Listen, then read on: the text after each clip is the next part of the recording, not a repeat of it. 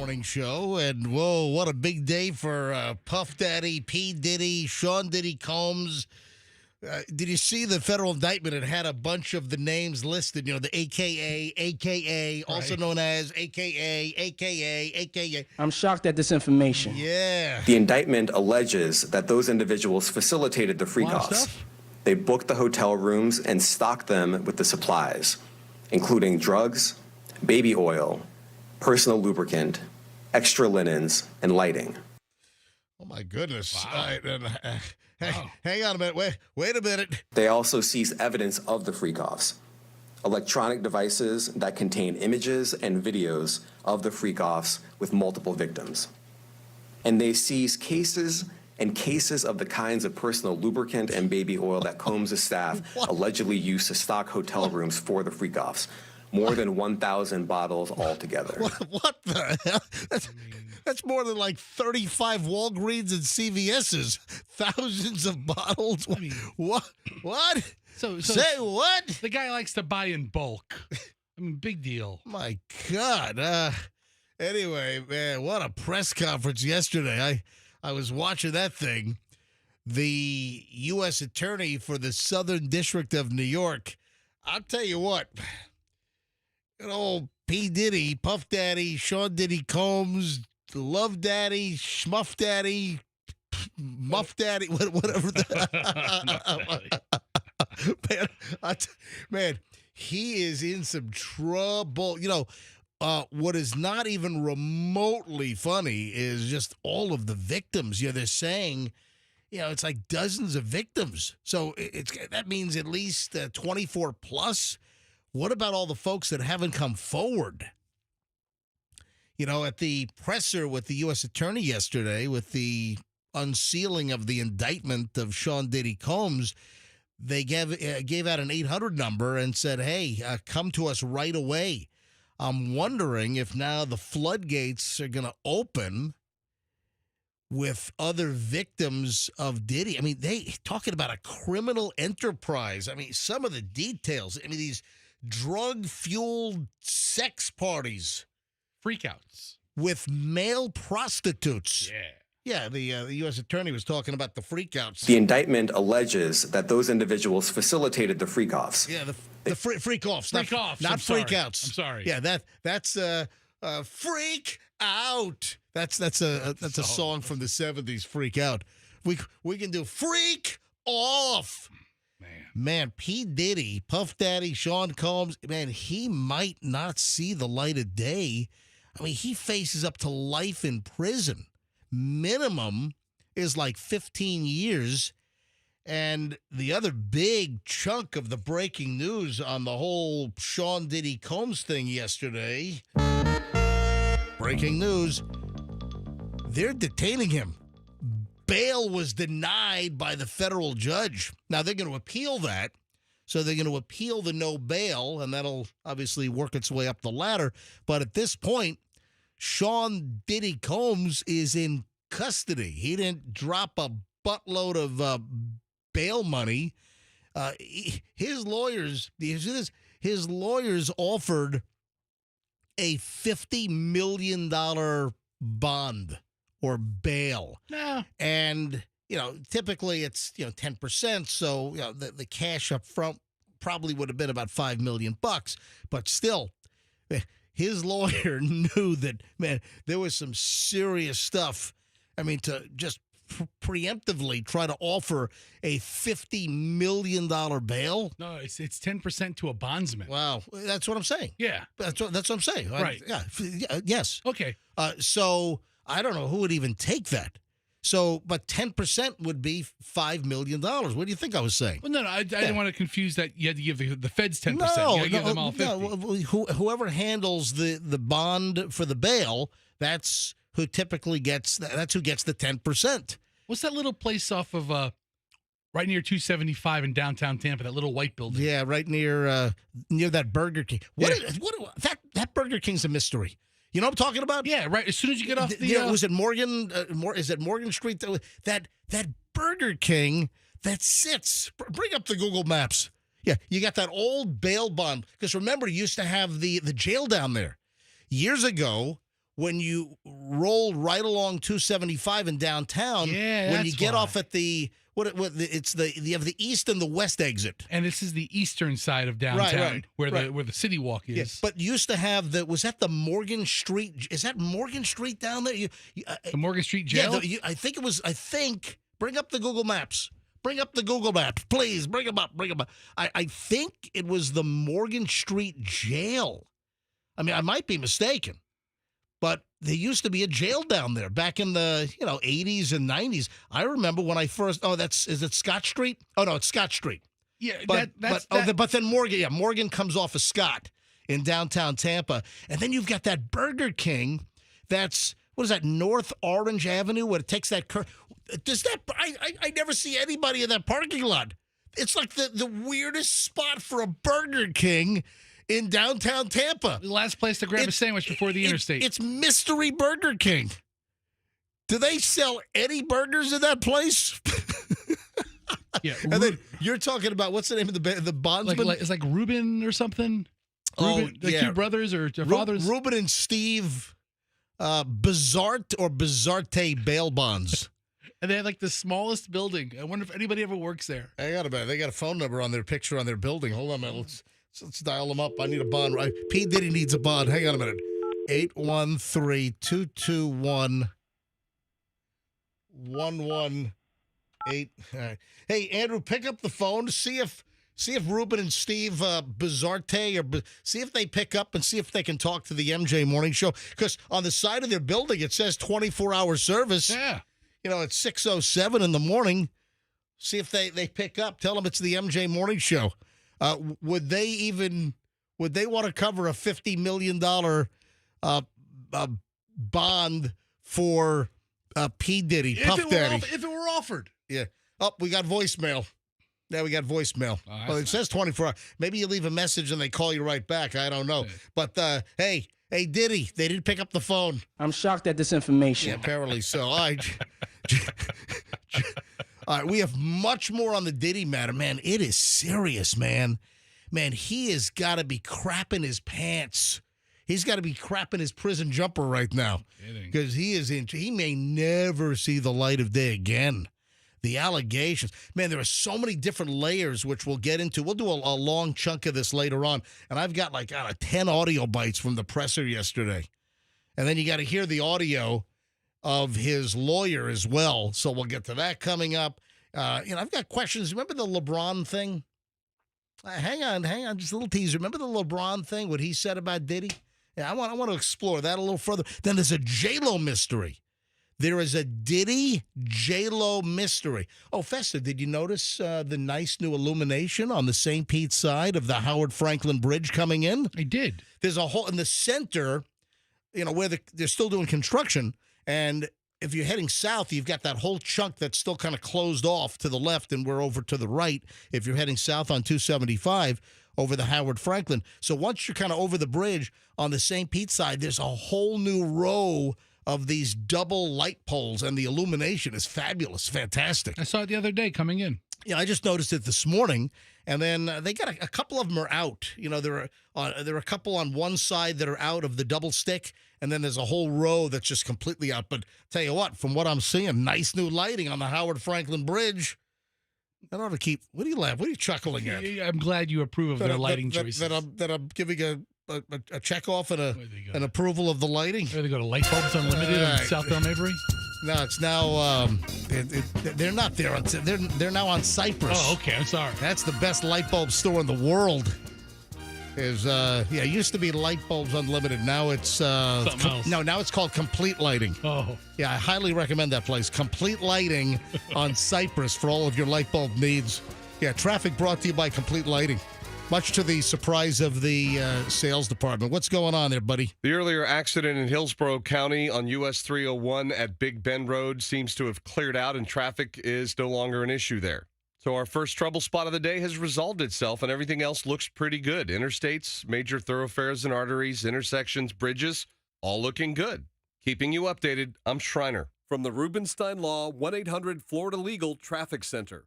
Introducing Florida Medical Clinic Orlando Health, a new partnership for a new level of care. Learn more at floridamedicalclinic.com. Cool story. When the Pony Express was launched in April 1860, it reduced the time to get messages across the country from literally months to just 10 days. Riders would change horses every 10 miles, with each man traveling over 70 miles a day. To remain profitable, the cost to send a single letter was $5, or 250 times the price of a regular stamp. But in October 1861, after only 18 months of operation, the Pony Express was replaced by the first cross-country telegraph. There's a detail that's wrong in that story. Did you catch it? Because we did.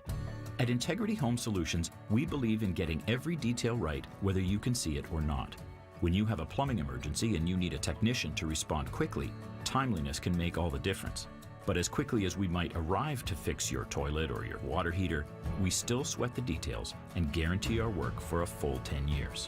Details matter when you do a job with integrity. Visit homeofintegrity.com.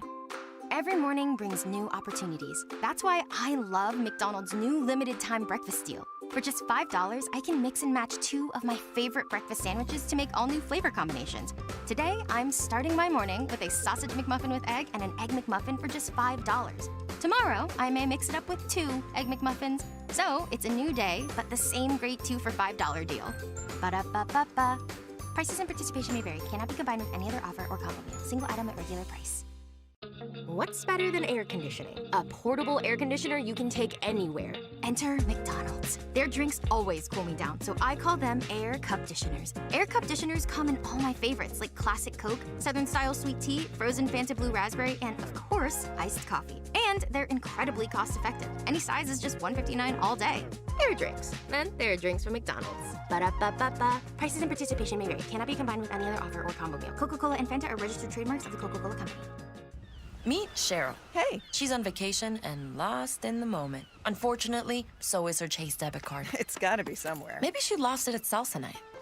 These skirts should have pockets. Or maybe she lost it at Pilates. 3 and 2 and... But she's not worried. With the Chase mobile app, she can lock her card till it turns up. Tools that help protect. One bank that puts you in control. Visit chase.com/checking. Chase, make more of what's yours. Chase mobile app is available for select mobile devices. Message and data rates may apply. JP Morgan Chase Bank, N.A. member FDIC. Getting quality employees to fill positions in your company is essential. But finding those people can be a major hassle. Unless you use ZipRecruiter. ZipRecruiter makes finding quality people a breeze. And right now you can try it for free at ZipRecruiter.com/free. With ZipRecruiter, one click sends your job to hundreds of top job sites. But more than that, ZipRecruiter's advanced technology identifies the candidates with the skills you need, sends you a list of great matches to review, then actively invites them to apply for your job. And the results speak for themselves. 4 out of 5 employers who post on ZipRecruiter get a quality candidate within the first day. That's right, the first day. Now you can focus on your business and let ZipRecruiter do the work finding the best people for you. See for yourself. Experience the ease, efficiency, and power of ZipRecruiter for free. Just go to ZipRecruiter.com/free. That's ZipRecruiter.com/free. ZipRecruiter.com/free. Connection, opportunity, possibility. It's what we all want. Spectrum has built a world where anything is possible, with products and services designed to work better together for a seamless connectivity experience. A connection to family and friends, a connection to education, and a connection to new opportunities. So there's no limit to how big we can dream. That's Life Unlimited. That's Spectrum. Everybody knows the Cake Girl makes the most incredible custom cakes on the planet, but there's more, like 12 flavors of mouth-watering mini cupcakes, premium ice cream, and signature cake slices. Visit the Cake Girl at 14851 Northdale Mabry Highway, Tuesday through Saturday. Mention the MJ Morning Show in the bakery. Get 10% off cupcakes and ice cream. Head to thecakegirl.com for quotes and flavors. The Cake Girl knows how to sweeten up your celebration. The Cake Girl. Is this house a good price compared to others in the area? Are prices going up or down? If I don't make an offer right this very moment, will I miss my chance? These are just some of the questions a home buyer might ask. And these are the sorts of questions an agent who is a realtor can help answer. Because realtors have the expertise, data, and access to specialty training to help you navigate the process of buying a home. They provide support, guidance, and have your back every step of the way. That's what realtors do, because that's who we are. Realtors are members of the National Association of Realtors. My brother-in-law died suddenly, and now my sister and her kids have to sell their home. That's why I told my husband we could not put off getting life insurance any longer. An agent offered us a 10-year, $500,000 policy for nearly $50 a month. Then we called SelectQuote. SelectQuote found us identical coverage for only $19 a month, a savings of $369 a year. Whether you need a $500,000 policy or a $5 million policy, SelectQuote could save you more than 50% on term life insurance. For your free quote, call SelectQuote at 1-800-994-6633. That's 1-800-994-6633. Or go to SelectQuote.com. 1-800-994-6633. That's 1-800-994-6633. SelectQuote. We shop. You save. Full details on example policies at selectquote.com/commercials. This is the story of the one. As a facility technician installing a new welding station, he knows getting the ventilation right is critical for safety. That's why when questions arise, there's Grainger. Grainger offers detailed technical product information online at his fingertips, so it's easy to find what he needs. Because when it comes to safety, having answers means he and his people can breathe a little easier. Call, click Grainger.com, or just stop by. Grainger, for the ones who get it done. Tommy! I can't wait for golf this weekend, huh, buddy? Time flies. Love you, man. Oh, don't forget your knee brace again. We aren't in college anymore. Moments together matter, so help protect yourself from RSV. If you're 75 or older or 60 plus with a chronic condition like asthma, COPD, heart disease, or severe diabetes, you're at higher risk of landing in the hospital from RSV, and there are no prescription RSV treatments. Check eligibility and schedule your RSV vaccine at vaxassist.com. Sponsored by Pfizer. Macy's is here to help you shift seasons in style. Shop fall wardrobe must-haves, like matching knit sets and dresses, quilted jackets and puffers for her, and vintage-inspired sweaters he'll love. And Macy's has great deals on home essentials, like cozy blankets and throws, and modern kitchen appliances. Plus, Star Rewards members earn rewards on every purchase except gift cards, services, and fees. Learn more at Macy's.com/Star Rewards. Today at Macy's. If you suffered an injury at a place of business, dial Pound Law. That's all. Morgan & Morgan. Portions of the MJ Morning Show were not pre-recorded. This crap is totally live. The MJ Morning Show is only on Q105. It is 6:18. You are listening to the MJ Morning Show. And Michelle and Chloe, my lovely family members, on a mission this morning. Tell you about that next. Hang on.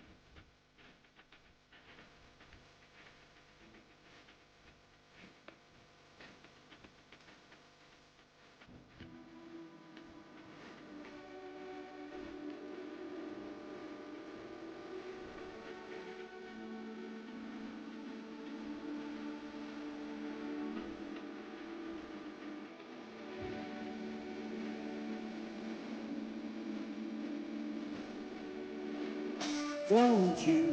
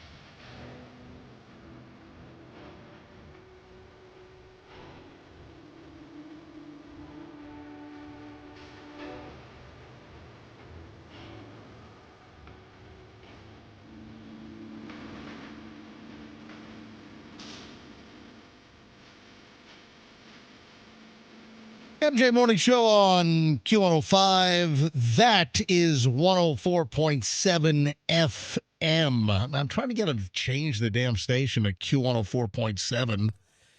You know, because Q105, I mean, you know, we're 104.7, you know, but I don't know if I'm getting anywhere. You know, I've been working on it for a while. No, you're not. Maybe I should just unilaterally change the name of the station to Q104.7. What do you think? I have no issues with that. Yeah. You know, the whole Q105 thing, that was like before the digital radios and the needle when you used to turn the dial, the needle used to be right near 105. You get it close enough to 105, you get the radio station. But listen, one of our biggest competitors is actually a 105. Ooh. That dull-ass Dove, you know? And it's, you know. The dud. The dud. All right, 6:22. A couple of housekeeping pieces here. Number one, the Cash Kitty's back at 8 o'clock. Man, we're having a good run. We're having a bunch of winners locally here with the Cash Kitty. So the Cash Kitty starts again at 8 o'clock this morning, then 10 a.m., then 12 noon, then 3 p.m., then 5 p.m. So multiple times a day, your chance to listen. We'll give you this, you know, keyword, and then you text the keyword to the text number we give you, and, well, you could win $1,000. You know, we had the first winner. Monday morning, 8 a.m., right here on the MJ Morning Show. We had the first winner in the company, so that's fantastic. And then next week, Rice Baby. Hey, Andrew, do me a favor. Give me my rice jingle. Put that up quickly on 17, would you please? We're going to need that a lot over the next couple of days. Yeah, I'm excited because it is National Rice Month, and my friends at Zoji Rushi, the phenomenal Japanese rice cooker and appliance maker, they sent me another 5 rice makers because it's National Rice Month. And you're saying, man, what morning show gives away a rice maker? Well, precisely. Exactly. This one right here. Because I'm like Oprah. This is MJ's favorite thing. Remember Oprah's favorite things? Oh, yeah. It's MJ's favorite things. And, man, I could have people call in with testimonials, man. This rice cooker is life-changing. And listen, I just love telling the audience about things that I really like and things that will improve your life or something that you will come to cherish. So Zojirushi sent me 5 brand new rice cookers, and I'm going to give away one every day next week during the MJ Morning Show and play the hell out of this. Yo, MJ, let's kick it. Rice, baby. Uh-huh.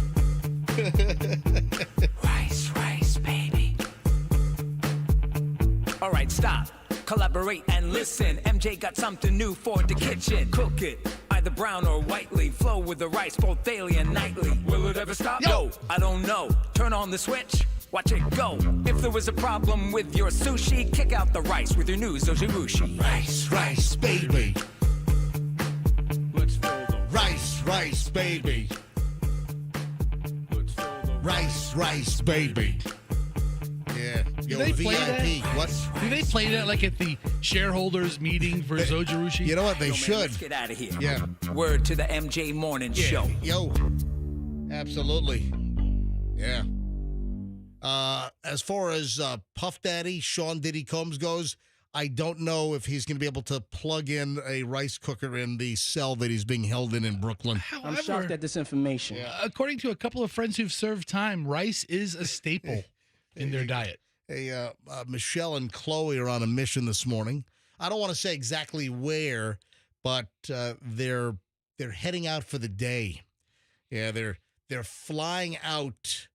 Yeah, Chloe took the day off from work today, got an approved day off. All right. Because Chloe's doing her first law school visit because she plans to attend law school in a year from now. So she's going to work at the Hillsborough County State Attorney's Office as a legal assistant for the next, year plus, and then hopefully head to law school. So she's got her sights set on, and I'm not going to say where or where they're going, but she has her sights set on an ED school, and that's not erectile dysfunction. Oh, yeah. Oh. Well, you know what ED stands for when it comes to colleges and universities? Oh yes. She's going to an evangelical school. What? Like Oral Roberts. How do you get that at ED? Well, evangelical, and D could stand for doctrine or something. No. You don't know what ED. It's not erectile dysfunction. That was another thing. That for years, a lot of radio companies, they would not let the advertisers say erectile dysfunction. Yeah.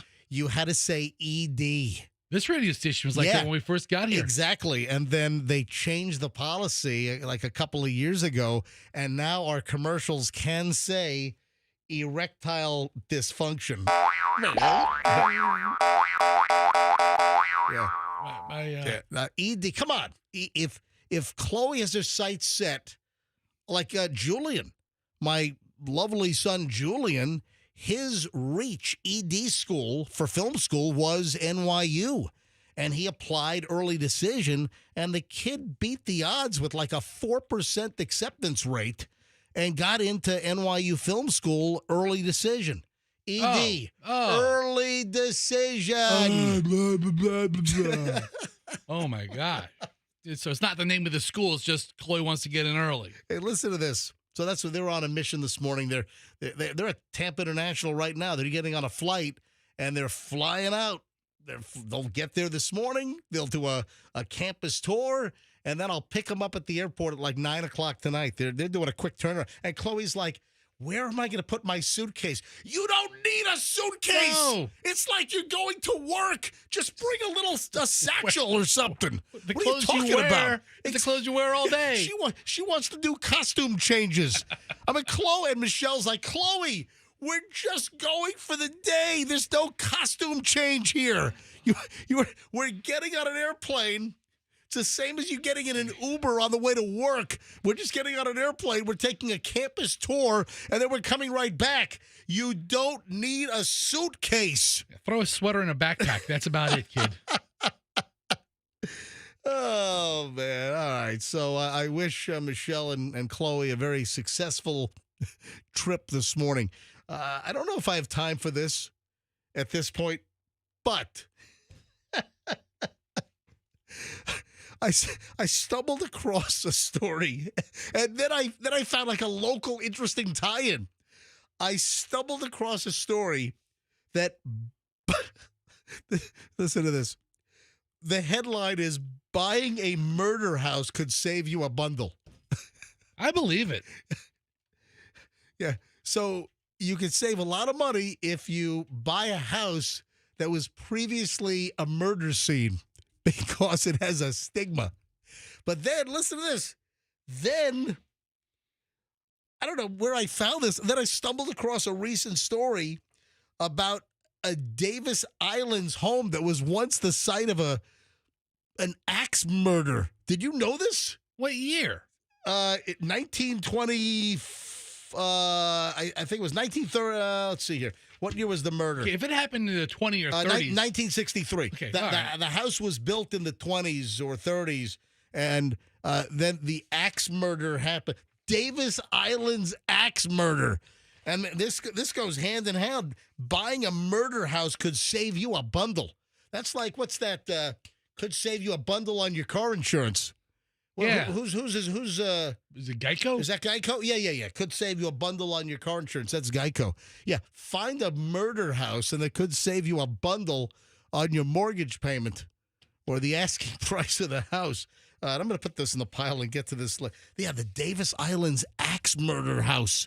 How many hoity-toity Davis Islands residents know about the axe murder on Davis Island? All right, 6:31 at the MJ Morning Show. Cash Kitty on the way in an hour and a half at 8 o'clock. And next, we'll do some morons in the news. Great pile this morning. Early morons next on the MJ Morning Show here on Q105. Let me tell you about my friends at Banco Overhead.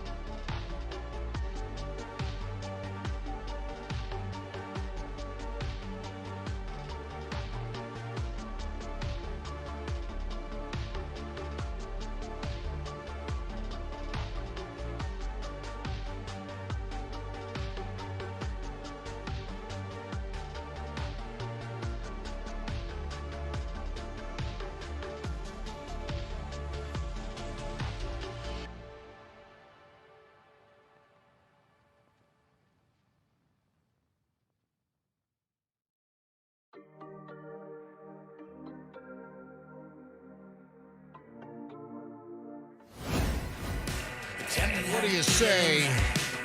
We light up some morons in the news. 6:40 at the MJ Morning Show. Excited about the Cash Kitty back at 8 o'clock this morning. 1 hour, 20 minutes from right now. Cash Kitty will give you the keyword. You text the word, and you could win $1,000. We're talking about like minimal labor here. Minimal effort. It's really very easy. You text garbage and crap all day long. I mean, the superfluous, ridiculous conversations you have with your friends, your coworkers, your colleagues, your family. And all you got to do is text one simple word at 8 o'clock this morning, 10 o'clock, 12 noon, 3 p.m., 5 p.m., and you could win $1,000. So that happens in an hour and 20 minutes, actually an hour and 19 minutes from right now. Let's do some early morons in the news. So a dude was caught speeding. Okay. 90 and a 55. That seems a little fast. That's a little excessive. Yeah. $1.4 million fine. Oh, man. And this is not like some crazy, foreign story. This is not like Japan or where are they really rough on you? Is it like Singapore or Sweden? something? I think it's Sweden or like Finland, Norway. Yeah. It's one of those Scandinavian, maybe multiple. Yeah, it's like one of the Norwegian type countries, Scandinavia. Man, I think they fine you based on like your ability to pay, like on your income. And I remember there was a story where some like multimillionaire was driving some exotic, like, Ferrari or Lamborghini or something. And the guy was, flying. And I think he got hit with a couple of $100,000 fine. Well, listen to this. Guy receives a $1.4 million speeding ticket for doing 90 and a 55 in Savannah, Georgia. Really? Savannah, Georgia. Is there more to this story? Yeah, probably. Probably not. Seems pretty cut and dry. No, it's not. Let me give you the Savannah justice is pretty straightforward. Let me give you, man. I caught you red-handed, boy. You were doing 26 and a 25 through the center of town, boy. I got you dead to rights. Yeah, I'm gonna lock you up, boy. Yeah, my cousin's the judge. Yep. Guy was given a $1.4 million speeding ticket doing 90 and a 55. Why? Apparently, the number was merely a placeholder, is what they're saying. Really? And they didn't replace the placeholder number with the actual fine before the guy got it? Yeah, Connor Cato was stunned when he got the 7-figure ticket in the mail. I knew I was going to be fined for speeding, but $1.4 million was beyond comprehension. That does seem a little excessive. Yeah, this guy did a interview with this auto website called AutoWire. Yeah, he called the Savannah court clerk in Savannah, Georgia, to check on his $1.4 million ticket. And he was told that it was not a mistake at first, right? At first, he calls the clerk of the court. I mean, the first person you get just answers the phone. They don't know. I mean, the fine is what the fine is. So he says, listen, I've got a speeding ticket here, and it says I owe $1.4 million. Sorry, y'all. That's the way it is. It's right. Is this a mistake? Nope, it's right. Yeah. So initially, Flo down at the courthouse. Thank you for calling Savannah Courthouse. This is Flo. How may I help you, y'all? Flo said that it was not a mistake, and you have to pay the ticket or gave him the court date. Anyway, turns out a representative for the city of Savannah, Georgia, good old Midnight in the Garden of Good and Evil, right? Explained that, no, it was just an auto-generated placeholder by the e-citation software. Why doesn't the vendor clean that up? No, Flo is sticking with the first thing. Flo still thinks it's real. Why don't they clean that up at the software vendor that the Savannah court system is using for processing e-speeding tickets or e-citations? Sir, either pay your fine or have a court date with you and Judge Rutherford. So where'd you get Rutherford from? It just sounds like a funny Southern name. Yeah, okay. All right, so here's the deal. The city of Savannah said that the ultimate penalty was going to be determined by the judge. Judge who? Judge Rutherford. Judge Rutherford. What's his first name? Is it Grover? Could be. Judge Grover T. Rutherford, Savannah, Georgia. And then he was told that the actual fine would not exceed $1,000. All right, $1,000 ticket's still a high speeding ticket. But listen, 90 and a 55. That's appropriate. Yeah, it's pretty high. Yeah, the confusion surrounding the speeding ticket obviously, had this guy scratching his head. But I'm telling you, there were some cases internationally where there have been some blistering speeding fines. And I think I remember like Norway, Sweden, or Finland. Some guy got like a $500,000 fine because he was like a multi-millionaire and he was driving his exotic ridiculously fast. And he got smashed. What did you just find here? So, here we go. Look at this. This is from the Detroit's newspaper. Yeah, the Detroit Free Press. You don't want to get traffic tickets in these countries. And you scroll down and it gives a list of countries you want to avoid. Yeah, top 10. The 10th most expensive country to speed in is Italy. $198. Number 9, Netherlands. I'm sorry, aren't the Italians still looking for you? They are. No, that got dropped. Did it? Oh yeah. Yeah. I was being hunted down by Italian authorities from the commune of Bologna. Yeah. Hang on, These are all mostly European countries. Yeah, I'll fill everyone in on that little episode in just a minute. I'm wondering if I'm able to rent a car next time in Italy. Hang on, I'll explain. All right, so Italy, number 10. Netherlands, most expensive at number 9. Number 8 most expensive is Israel. Oh, man. That pager story. Oh, my God. You have no idea what I'm talking about. Yes, the exploding pagers. Yeah, why are you miming over here? Well, Fester's miming. Like an explosive kind of thing with his... The only time I've seen pager in a headline in the last, 30 years. Is that like James Bond on freaking a pallet of metabolic steroids or what? What do we have? Number 7, Switzerland. Number 6, Sweden. Number 5, Australia. Number 4, UK. Number 3, Estonia. Number 2, Iceland. Yeah, number 1, Norway. It must have been Norway where that rich dude got blasted. Wow. Yeah, so as far as my deal... the Italian authorities were looking for me, man. I got all kinds of letters. I'm like, get out of here. It's kind of a trap, and it's kind of well known. If you go online, you look up like Reddit posts or little travel threads about renting a car in Italy. They have these like local zones. They're like ZT zone. They have these local zona de whatever it is in Italian, where it's like local traffic only, and they got these traffic cameras and. You're on like a main road, and then suddenly it turns into a local zone. It's like, where the hell do I go then? It's like a trap. And then they take a picture. The rental car company gets, the tickets in the mail. Then they hunt down who had the car. And then I rented from like Avis or Hertz or whatever in Italy, and they hit me with like I got nailed twice for 2 local zone infractions. Yeah, in Bologna, like within 2-3 minutes of each other, they nailed me with like 2 different cameras. So the rental car company, they hit me with a $50 investigative administrative fee, and then I started getting fines from the commune of Bologna, the police there, and it was like you can pay your ticket within X and only pay it was like €75 or something, whatever. And then, but if it's past this date, anyway, they mail it. It was international mail. It came too late. And then the fine went from like €75 to like €300. And I'm like, screw this. So I'm like, come on. First of all, I was entrapped.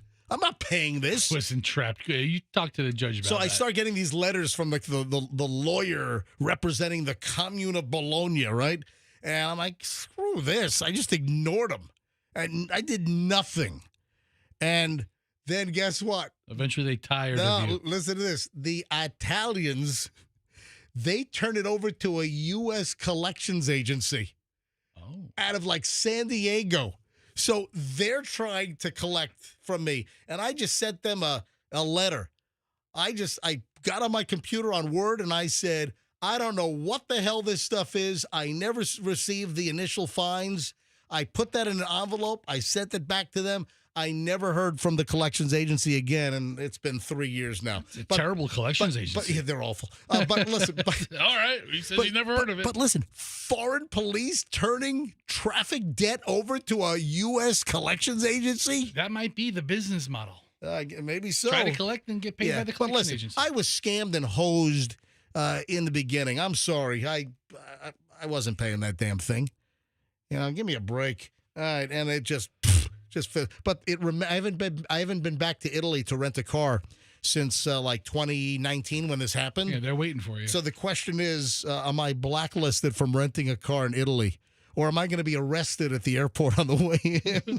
I guess we'll find out. All right, 6:51 at the MJ Morning Show. We'll start an hour and 20 minutes of nonstop MJ at 7:25 this morning, but the world famous 7 o'clock hour starts next. Hey, when we get back, slowest selling car in America. Do you know what it is? Oh, you got to hear this story. If you want to get a good deal on a car, I don't know if it's a good car or not. I guess we can look at the reviews. Slowest selling car in America. I've got that answer right here. Oh, also, you know what? I have two additional kind of morons in the news stories. I want to do these, including another battery-powered device attack. And, you know, I'm a little uncomfortable in saying the actual word, but it does rhyme with schmildo. Oh. Yeah. All right, hold on a minute. We're back in a second here on the MJ Morning Show on Q105. Let me tell you about the holiday.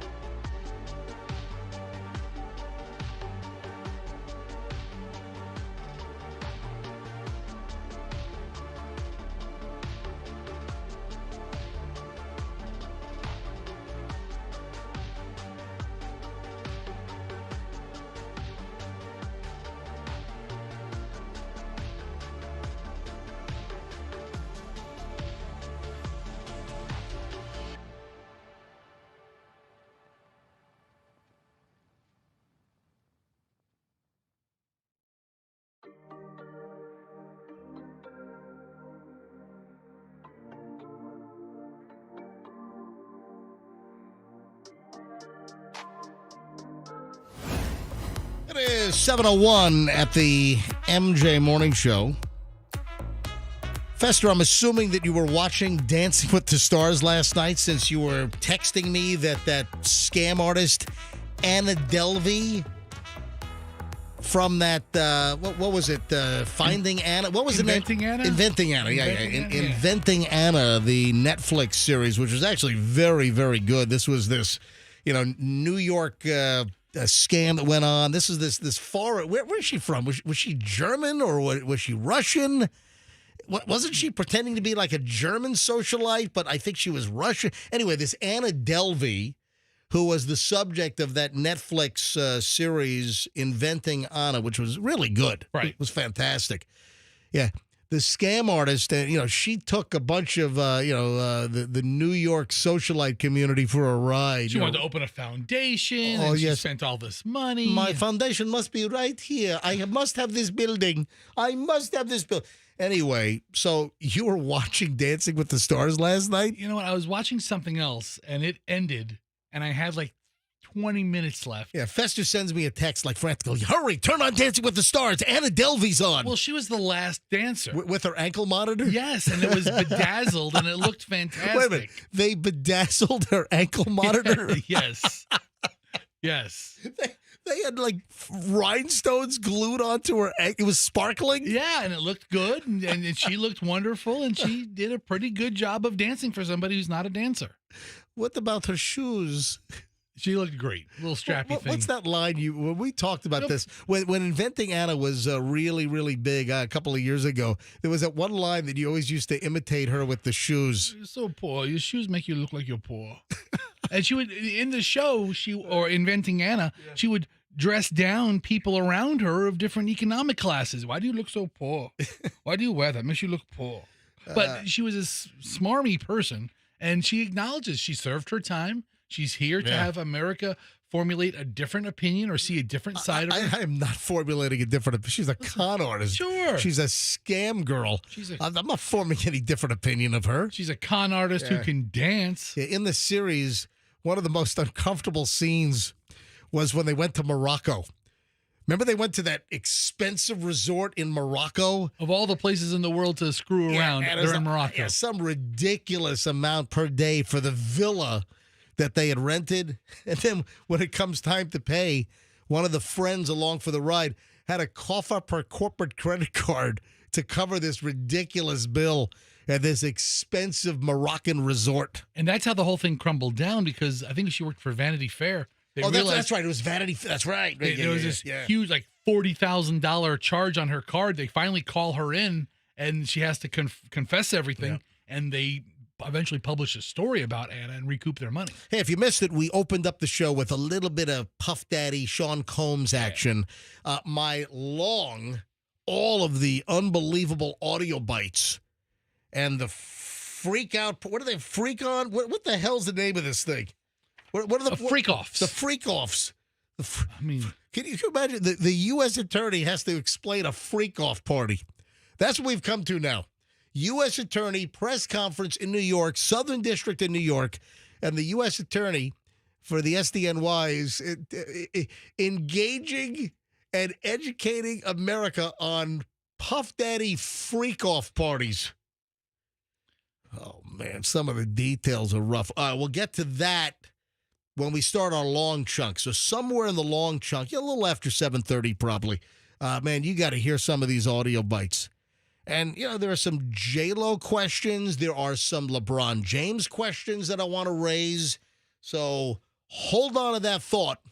All coming up on the MJ Morning Show here on Q105. All right, so additional morons here. This made me uncomfortable. This is terrible. Hey, Andrew, do you have any? Andrew's our producer, and Andrew is an adult Disney weirdo. Andrew is a Disney nut. Did you see these education bigwigs that were using these special passes to take their own kids instead of giving them to underprivileged kids? Andrew, how does that make you feel? That's terrible. It's totally wrong. I mean, that's a crime they committed. I mean, this is like morons in the news. There's like school people from New York or something, right? Yeah. Listen to this. We've got a gigantic, fury that's igniting here, where education bigwigs took their own kids to Disney World using vouchers meant for homeless students. My God, that's awful.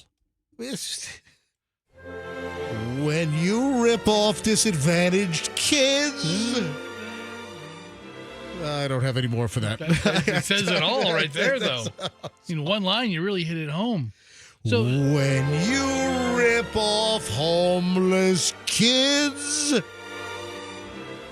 lids, bids. There's this charity you're telling me that where their mission is to take kids who are homeless, and then to send them to Disney World. Exactly. Hey, You're a homeless kid. You're disadvantaged. Where you want to go next? Hey, I'm going to Disneyland. Okay, Disney World, wherever. Yeah. All right. Yeah.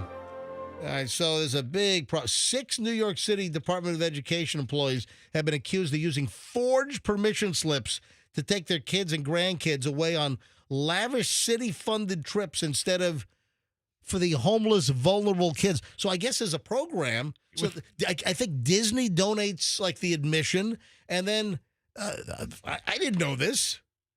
Wow.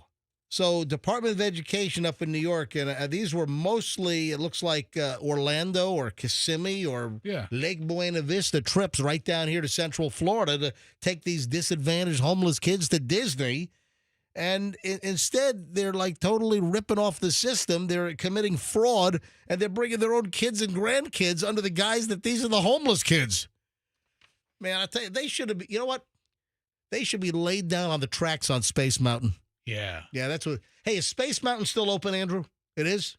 Yeah. Yeah. What's the one that closed because it was like racially insensitive? That was Splash Mountain. Splash Mountain closed. Because what? It had, what was the theme that was offensive? Song of the South. Okay. So, and that's been redone as what? Splash Mountain is now, because that reopened. Tiana's Bayou. It's now, look, he can rattle off everything. He's amazing. I'm glad we have him. Tiana's Bayou after like that Princess Frog movie. I forget. Yeah. Anyway, that's rough. All right, listen to this. This woman is at it again. You know, they say that people, commit the same crimes. You know, you get habitual criminals that do like the same thing. Once you're good at something. In a repeat of a 2022 incident, another fabulous Florida resident has been busted because of a sexual toy novelty device beatdown. Beatdown, boy. Yeah, make sure I say beat down and not something else. Very careful there. Yeah, second time in 2 years. We have a woman here locally arrested for rhymes with schmildo. Where's locally? Well, where do you think it is? I don't know. Largo? Largo's always my first guess.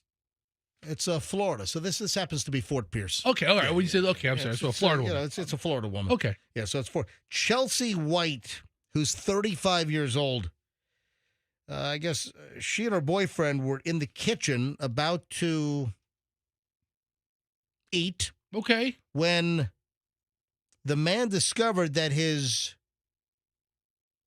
missing glass. Oh, it's his.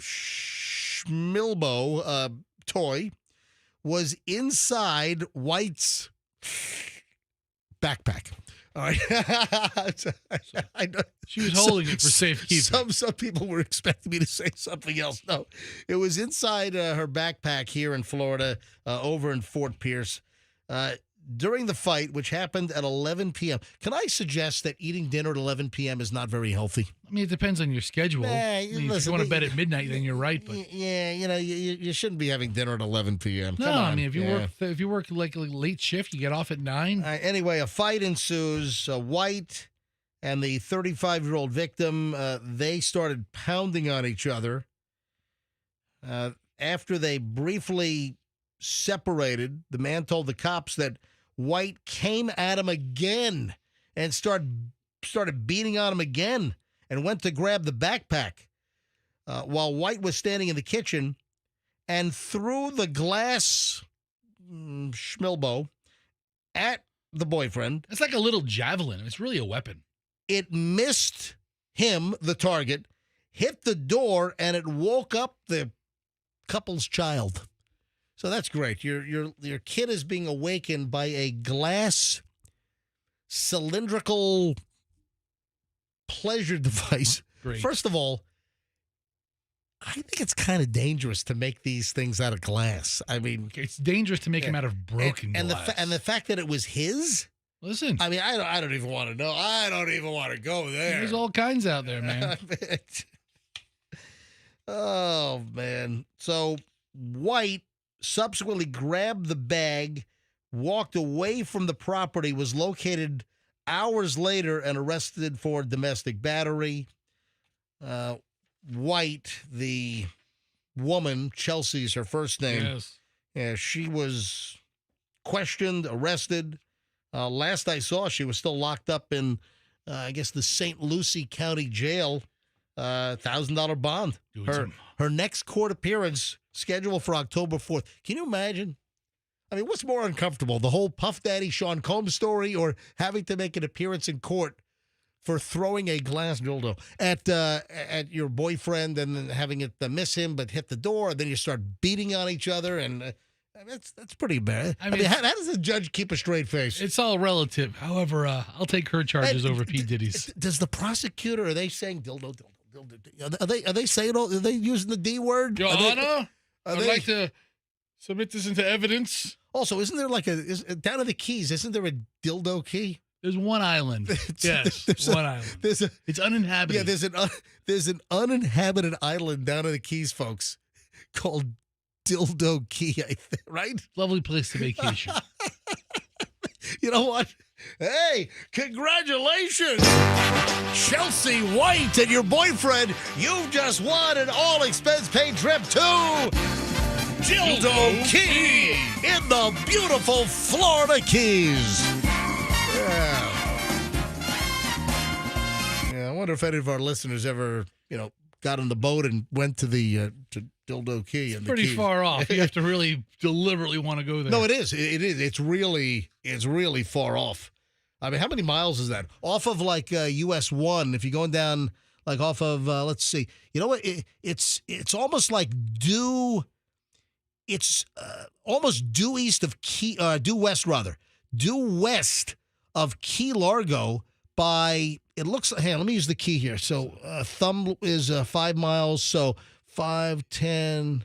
Actually, you know what? It's closer to the Everglades. Yeah. The very tip of Florida. It's closer to get there from an airboat probably to fabulous Dildo Key. Fabulous. Buy the T-shirt when you go. I mean, can you imagine this court appearance? I mean, do the prosecutors actually say the word dildo? It's a domestic violence. It is. But do they actually utter the word dildo? Let's go to court. I mean, they might say, I don't think they can utter it more times than you have. And Your Honor, Chelsea hurled the dildo at her boyfriend. Okay, all right. You done? Yes. Okay. You have a running gag with somebody I don't know about and how many times you can say it? Oh, man. The crap that happens here in Florida, man. All right, 7:15 at the MJ Morning Show. We start an hour and 20 minutes of nonstop MJ next. Hey, the P. Diddy, Puff Daddy, Sean Combs case is unbelievable. If you did not hear the U.S. Attorney for the Southern District of New York read the details on the indictment, we got some of the audio bites next. Also, what is J-Lo's deal here? What about LeBron James? I want to bring up a couple of points here. Also, the lawyer for Diddy. Diddy was denied bail, so he could be locked up for a year plus until this thing goes to trial, unless they're successful with a bail appeal, which they said that they're going to institute, that tract as well. All right, 7:15. We have a lot of stuff next. So the Diddy stuff is just a fraction. Don't move. We go an hour and 20 minutes plus of nonstop MJ, total entertainment in minutes here on the MJ Morning Show. Hey,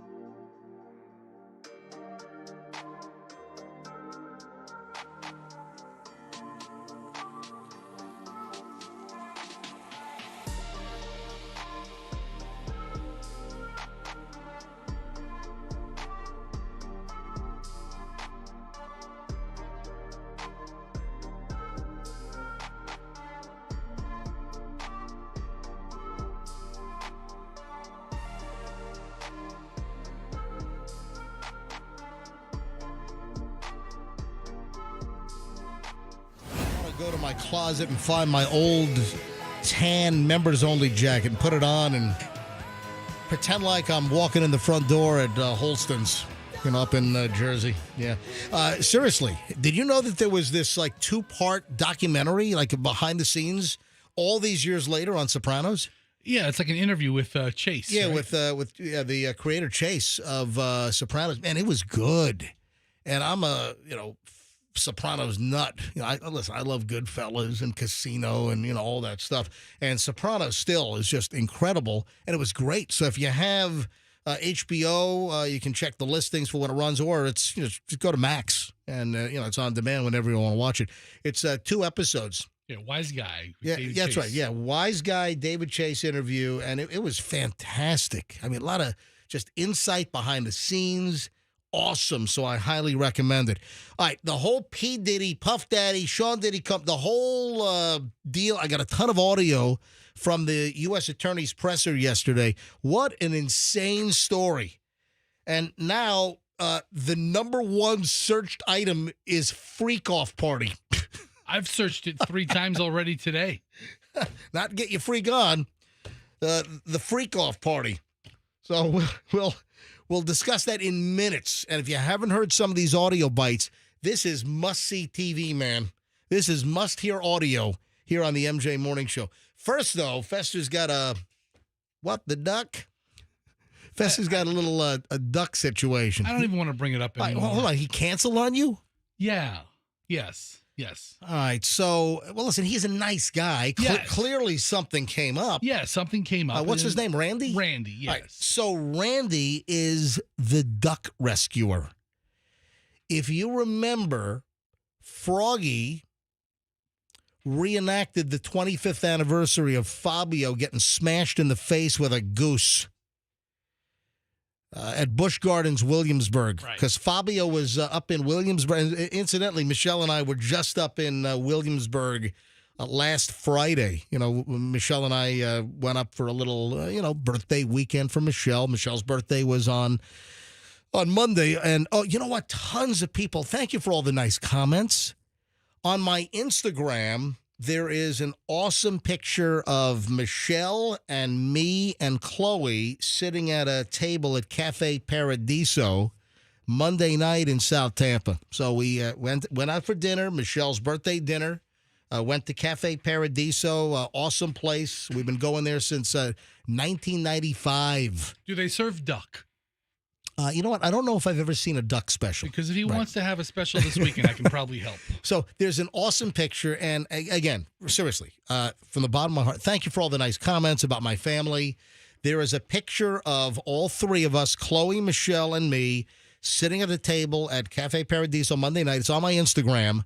Certified MJ Radio. Certified MJ Radio. If you want to see the family, it's a lovely picture. Can we get back to the duck? Certified MJ Radio. We know you have a family. We got a duck problem. I got a duck family. All right, so Randy, he took the duck that we used to,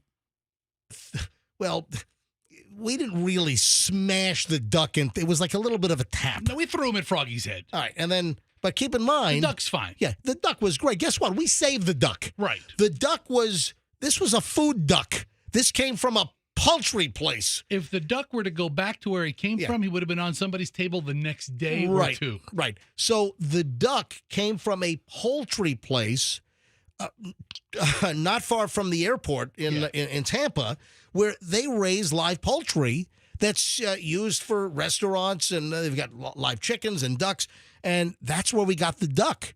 And if we did not do the stunt by throwing the duck into Froggy's face with the fake blood and everything, reenacting Fabio, that duck would have been returned to the poultry vendor, and that duck would have been on somebody's table. Right. Somebody would eat. So we saved the duck.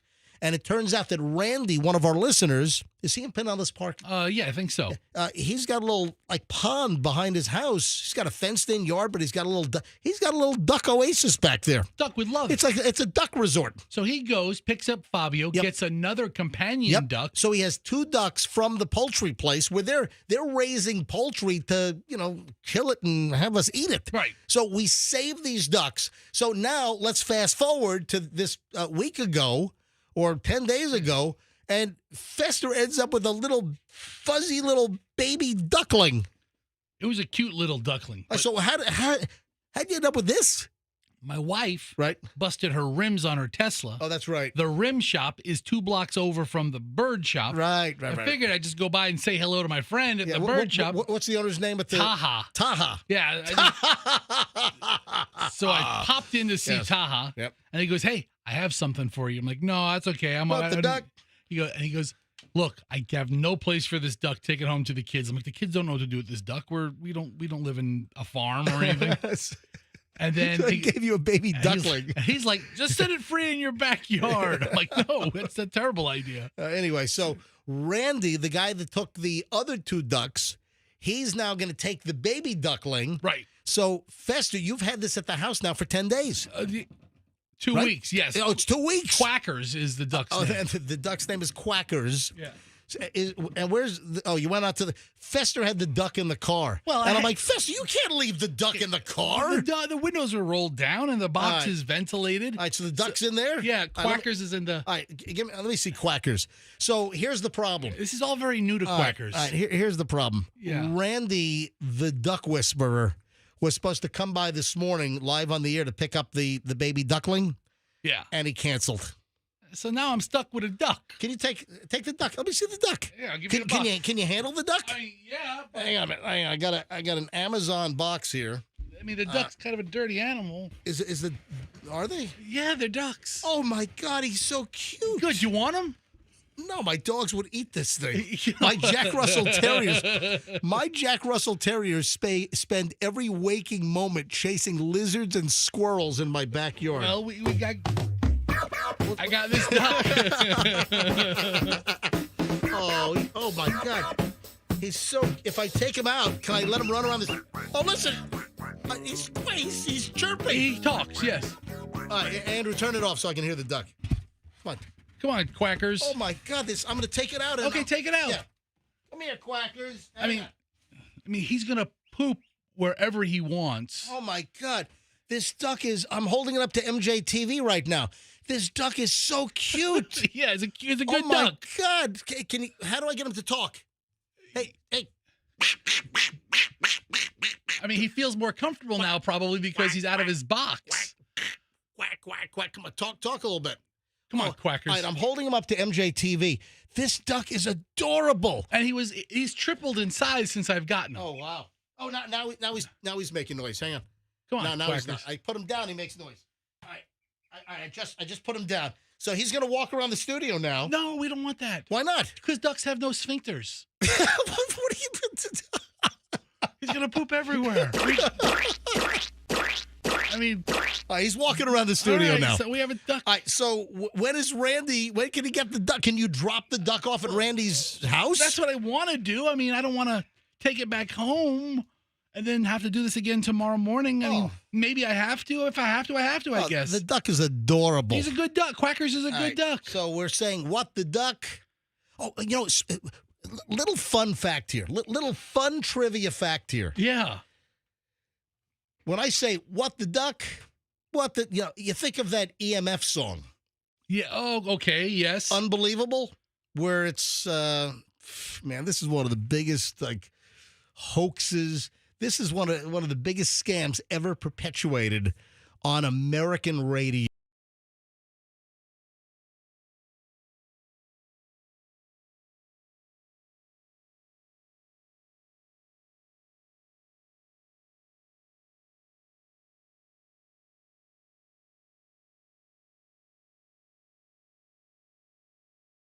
Great song. It's EMF, and the song is Unbelievable. Oh! And of course, that's Andrew Dice Clay.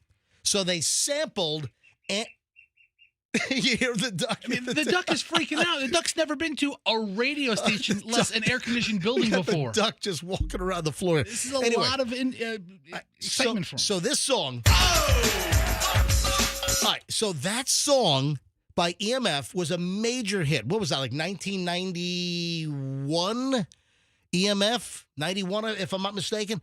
So this was a major hit. And I'm saying, what the duck is a little chirping in here. 1990, unbelievable. 1990, unbelievable. And it was a big, big hit. And, of course, you have Andrew Dice Clay, which they sampled in the beginning. And then the second part is, it is What the F. I mean, radio stations all over the world, all over the United States of America played that. We still play that song. And one of the little sample in there, it is What the F. It is the F-bomb. And we all played this. We continue to play it. And it's like the F-bomb in a song that was like under the radar. Well, not really, but still is played to this day. And it's What the F is in the song repeatedly. And obviously, you've got Andrew Dice Clay in the beginning of the song. So beginning here, and then all right. So Andrew Dice Clay is the O sample, and then the What the Bleep, that is actually a member of the Black Panther Party yelling "What the F," which was sampled into the song, and it was played. It continues to get played, and it's the F-bomb. And they totally got away with the F-bomb in the song. And kind of interestingly, there was a radio chain. It's a good duck. There was a radio chain called Nationwide Radio, and actually it was the insurance company. So Nationwide Insurance used to have a radio division, and they had nationwide radio stations all over the country. They knew that it was What the F. And they would not allow any of their nationwide radio stations. They had some big top 40 radio stations back in the early 90s and the 80s that they were not allowed to play that song because they recognized that it was What the F.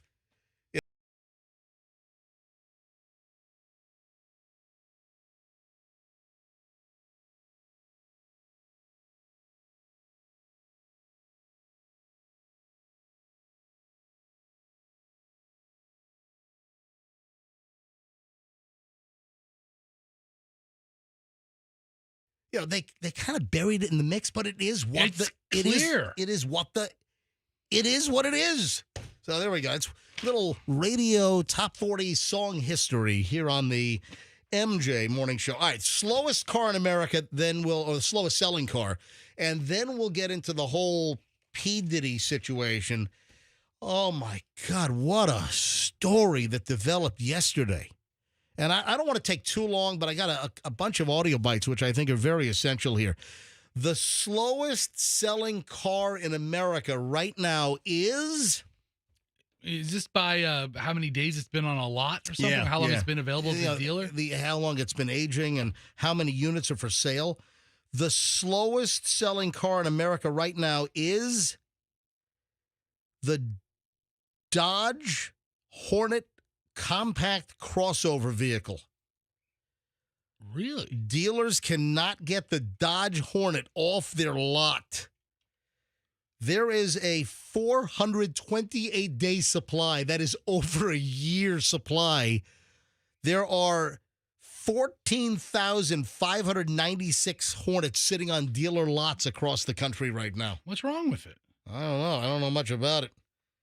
I get you look up a review on the vehicle, but that's the slowest selling car in America. All right, on to P. Diddy. Oh, hang on a minute. Randy's on hold. Oh, yeah. Hang on, Randy. What the duck? All right. Hey, Randy the Duck Man. Hello, Randy.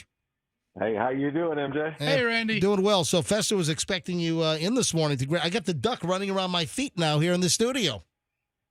Yeah, I got called into work this morning at 3 o'clock. So. What do you do, Randy? What kind of work? I work for the city. Okay.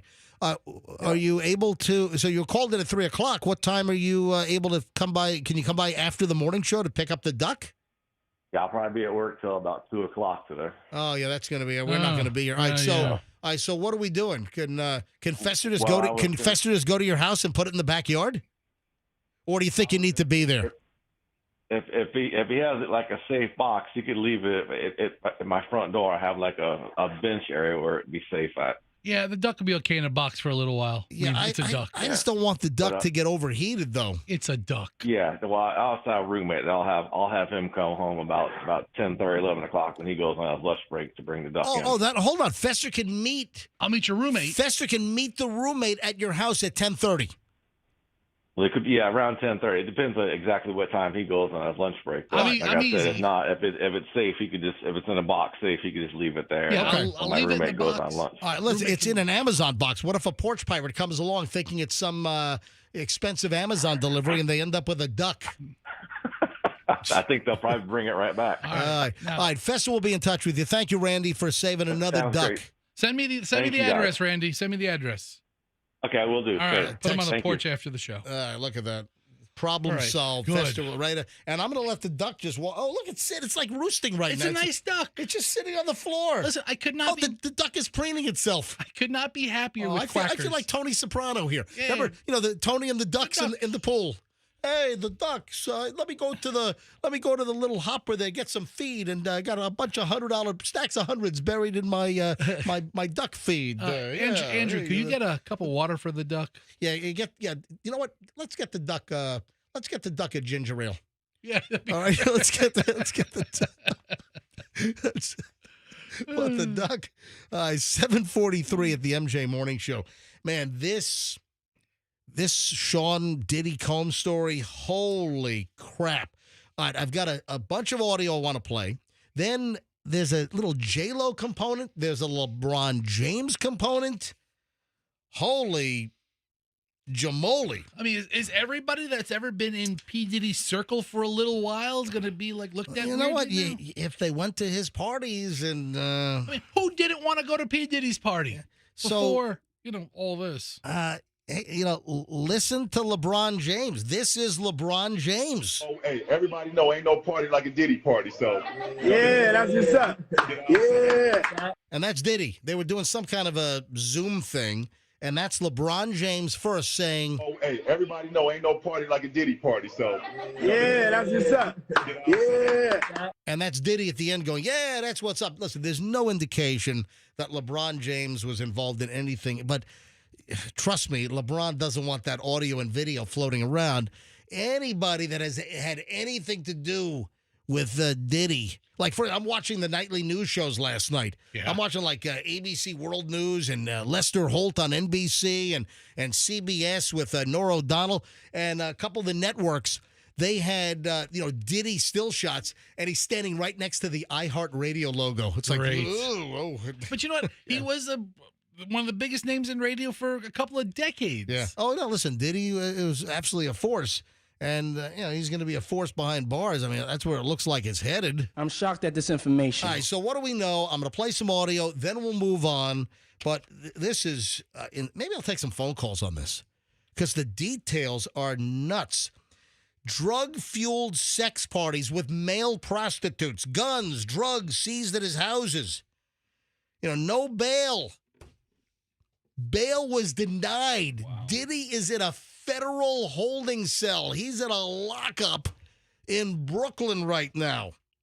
Feds say that he's dangerous, a threat to the community. He could be in prison for over a year until this thing goes to trial. What are the charges? Sex trafficking, racketeering, transportation to engage in prostitution. The freak-off sex videos from these sex performances that he called these freak-offs. And then we got all the lotion and the oil. The baby oil. The lube. Over 1,000 bottles of baby oil and lube. This guy is single-handedly keeping Johnson & Johnson in business. My God. All right. Possibly more arrests could be coming, right? I'm guessing that there are a lot of people in the Diddy orbit that cooperated with the feds during the investigation to save their own butts. So I'm guessing that there are people, employees, folks that know or work for Diddy that could have easily been indicted and arrested as well that are probably rolling over and cooperating with the feds against P. Diddy to save their own butts. So listen, the U.S. attorney said that charges, there could be more charges coming. And I think, again, it's very probable that a lot of folks got connected to Diddy were not charged because they're cooperating. Now, has he appeared in front of a judge already? He's already. Did he? Yes. Okay. Yes, dude. Yeah. But federal courts don't have cameras. There are no cameras. So no cameras in federal court. No audio and no cameras. But yes, how do you think he was denied bail yesterday? He appeared before a federal judge. He had a hearing a little after 2:30 yesterday afternoon, and a federal judge said, no bail. You know, they were offering up, Diddy and his lawyers were offering up a $50 million bail package. Wow. They were trying to get ahead of it and say, all right, we'll do $50 million. And, of course, it would be just a percentage of that. But in the indictment, it says the defendant abused, threatened, coerced women and others around him to fulfill his sexual desires. All right, I got to play some of this audio because this is just stunning. Now, who is this talking? This is the U.S. Attorney for the Southern District of New York, and his name is Damian Williams. All right? This is Damian, and man, I got a bunch of audio, man. If you didn't hear this, man, this is historic stuff. So far this year, there have been 207. Oh, hang on a minute. Wrong audio bite. Hang on. Here we go. Diddy presser number 1. Here we go. Combs abused, threatened, and coerced victims to fulfill his sexual desires, protect his reputation, and conceal his conduct. As alleged in the indictment, to carry out this conduct, Sean Combs led and participated in a racketeering conspiracy that used the business empire he controlled to carry out criminal activity, including sex trafficking, forced labor, kidnapping, arson, bribery, and the obstruction of justice. Arson, because apparently in a threat against somebody that he was having a tiff with, they threw a Molotov cocktail at their car or something. Unbelievable. The indictment alleges that Combs abused and exploited women and other people for years, and in a variety of ways. As alleged, Combs used force, threats of force, and coercion to cause victims to engage in extended sexual performances with male commercial sex workers, some of whom he transported or caused to be transported over state lines. I mean, just so many elements to this. Combs allegedly planned and controlled the sex performances, which he called freakoffs. Here we go. And he often electronically recorded them. The freakoffs sometimes lasted days at a time, involved multiple commercial sex workers, and often involved a variety of narcotics, such as ketamine, ecstasy, and GHB, which Combs distributed to the victims to keep them obedient and compliant. So they've got video evidence of some of these freak-off events. As alleged, when Combs didn't get his way, he was violent, and he subjected victims to physical, emotional, and verbal abuse so that they would participate in the freak-offs, and that Combs hit, kicked, threw objects at, and dragged victims, at times by their hair. On one occasion in March of 2016, that conduct was captured on video and later reported in the media. That's the video that CNN got exclusively from that hotel and the attack on the girlfriend at the time, that Cassie Ventura. And you see Diddy wrapped in like just a towel around his waist. Just around, yeah. And he's kicking and hitting Cassie, who's on the ground like cowering. Yeah, right by the elevator. By the elevators in this hotel hallway. And you'll hear the audio bite. Remember, he allegedly tried to pay off hotel staff with stacks of cash to keep the whole incident quiet. I got that audio bite coming up here in just a second. In addition to the violence, the indictment alleges that Combs threatened and coerced victims to get them to participate in the freak-offs. Freak-offs. He used the embarrassing and sensitive recordings he made of the freak-offs as collateral against the victims. Wow. And the indictment alleges that he maintained control over the victims in several ways, including by giving them drugs, by giving and threatening to take away financial support or housing, by promising them career opportunities, by monitoring their whereabouts, and even by dictating their physical appearance. Now, helping careers along. Now, of course, J-Lo was associated with P. Diddy. She was a big star before they got together. Well, here's the deal. Is a lot of the J-Lo stuff has been scrubbed from the Diddy Wikipedia. So I don't know if like J-Lo has her people getting on Wikipedia in the edit mode, and when somebody puts information back in about J-Lo's connection to P. Diddy, I wonder if J-Lo had any bizarre incidents or if she was coerced or forced into any of this activity, because, J-Lo is very quiet about this. And there are some older pictures with J-Lo and Diddy, and there is some photos where J-Lo kind of is behind Diddy, and she kind of has like a shell-shocked, kind of stunned face on, and so who the heck knows? All right, then the freak-off parties and the supplies. The indictment alleges that those individuals facilitated the freak-offs. They booked the hotel rooms and stocked them with the supplies, including drugs, baby oil, personal lubricant, extra linens, and lighting. Baby oil, lubricant? More on the baby oil and the lubricant. They also seized evidence of the freak-offs, electronic devices that contain images and videos of the freak-offs with multiple victims. And they seized cases and cases of the kinds of personal lubricant and baby oil that Combs' staff allegedly used to stock hotel rooms for the freak-offs. More than 1,000 bottles altogether. Cases and cases of baby oil and lube, like they're like a pharmacy warehouse. 1,000 bottles of lube and baby oil. That's more than 10 or 20 CVS's and Walgreens and Walmart's put together. Do you have to buy a pallet of lube? Is that what it is? You had the forklift drop the pallet? What the hell does it? 1,000? How much lube and baby oil were they going through? I guess you don't share the lube. Everybody gets their own bottle.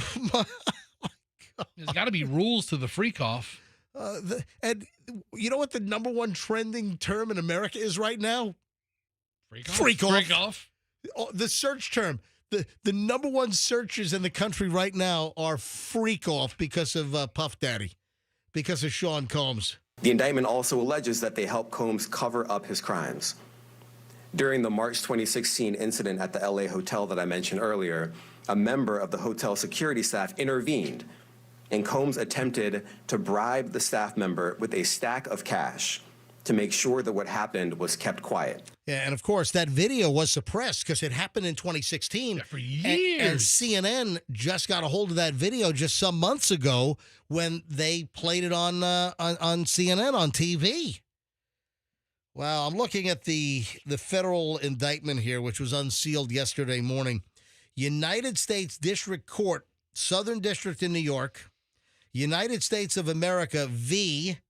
Sean Combs, a.k.a. Puff Daddy, a.k.a. P. Diddy, a.k.a. Diddy, a.k.a. P.D., a.k.a. Love. And then it goes through, all the details of the indictment. I mean, what a story. He could face life in prison. This could be like an R. Kelly deal. Wow. Yeah, and then for him not to be granted bail, and he's locked up in a Brooklyn federal detention facility is where he is right now. That's where he woke up this morning. I think they were expecting to get bail. And in fact, no, judge says no bail. The feds, the prosecutors convinced the judge, obviously, that he's a flight risk. He's a danger to the community. They're going to appeal and take it to a federal appeals court to see if they can get bail. But who knows what's going to happen. Yeah, I mean, he gets out. He's gone. And all these abuse allegations really got going with this Cassie story, which, again, took years to come out with the abuse video in the hotel hallway. Sounds like they've been investigating this guy for a long time, even before the raids back in March. Yeah, Diddy's at the MDC Brooklyn federal facility. It's a long way away from his swanky South Beach setup. What is that, Star Island? Yes. Yeah. It actually looks nothing like Star Island. It's nothing like Star Island. But, I mean, what an insane story. The freak-offs. I never heard. I think he invented it. He invented the term. But the debauchery, some of these stars that think they can get away with murder above the law. I mean, look at Jeffrey Epstein situation. Look at Harvey Weinstein. I mean, P. Diddy now. But these freak-offs, these parties, these events. I mean, what the hell are these celebrities doing? Remember how 10 years ago, a couple of people just kind of spoke out and said that Hollywood and different industries, the movie industry and the music industry, just all these crazy sex parties and abuse, and it kind of got pushed away. Nobody really addressed them or thought they were. Turns out they may not have been crazy at all. Anybody want to weigh in on the P. Diddy situation? Any thoughts? You ever been to a freak-off party? Hey, any chance anyone listening has ever been to a P. Diddy freak-off party? We have a lot of freaks listening to this show right now. If you have any thoughts, comments, you can buzz us up.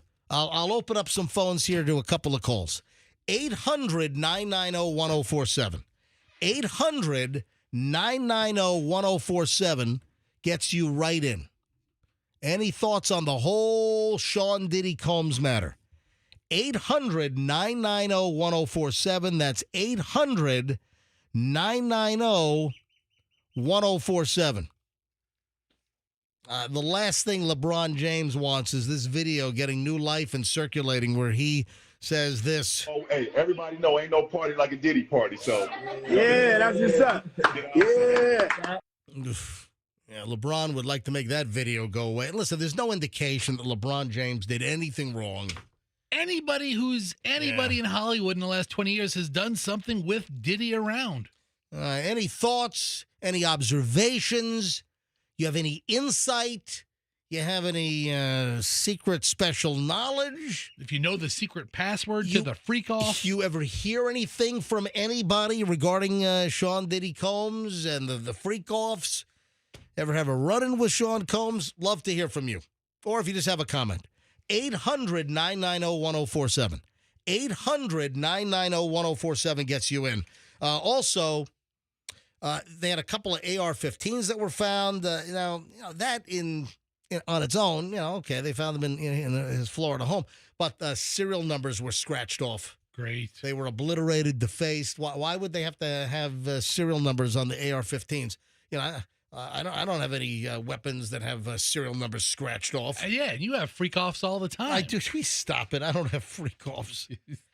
And there are potentially additional charges coming. That door was left open by the U.S. Attorney Damian Williams. In fact, he said, "We are not done. This investigation is ongoing, and I encourage anyone with information about this case to come forward and to do it quickly. Anyone with information can call 1-877-4HSI-TIP.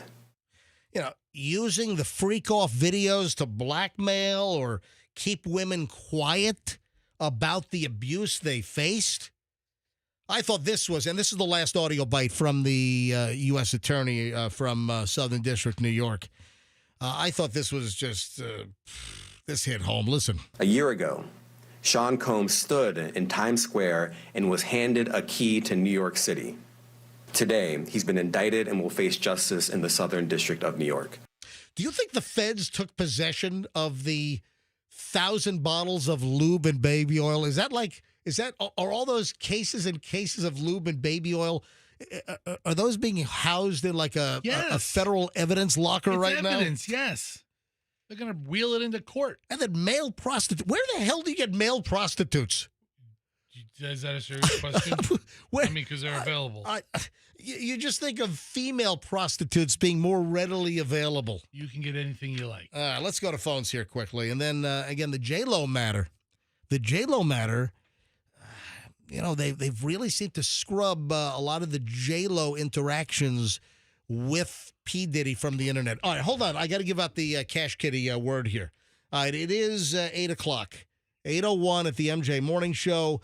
This hour's Cash Kitty word for your chance to win $1,000 is high. As in, P. Diddy had a bunch of drugs at the freak-off parties to get high.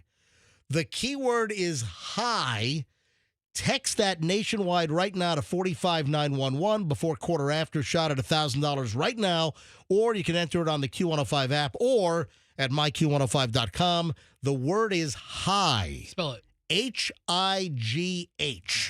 The word is high. H-I-G-H. Text it right now to 45911, 45911 for your chance to win $1,000. Good luck from the MJ Morning Show, the Cash Kitty, here on Q105. Sarah is in Largo. Hi, Sarah. You're on the MJ Morning Show. Welcome. Hi, love you guys. So if you ever listen to Aubrey O'Day from Danity Kane, she has talked about this for years and how there were certain things she was asked to do and she wouldn't do it, and that is why she was pulled from the group. Oh, really? Yeah. So well, that seems to go hand in hand. What the allegations were, that they would coerce and promise them career advancements for women to be like P. Diddy sex toys. yeah, and she said they were promised a lot of money, but she wouldn't go into details of what she was asked to do, but it was pretty bad when she talked about, basically hinted that she was expected to sleep with a bunch of people and she wouldn't do it. Wow. Now, wasn't Aubrey like on that reality show where they were trying to put together the perfect girl band? Making the band, yeah. Yeah, Making the Band, yeah. Yep. Hey, did you hear this, Sarah? I hadn't mentioned this. I don't know if you read this, but at one of the swanky Manhattan hotels that had one of the freak-off parties, the hotel made Diddy, Sean Combs, pay extra because they destroyed a couch and sheets with baby oil. They had I did not hear that. They had so much baby oil. Well, listen, they got 1,000 bottles. They got the cases and cases. They apparently they used so much baby oil they destroyed linen and a whole couch in a hotel suite in New York, and the hotel had to bill them extra to pay for the damages. Ew. Unbelievable. Hey, Sarah, thanks for calling in. I appreciate it.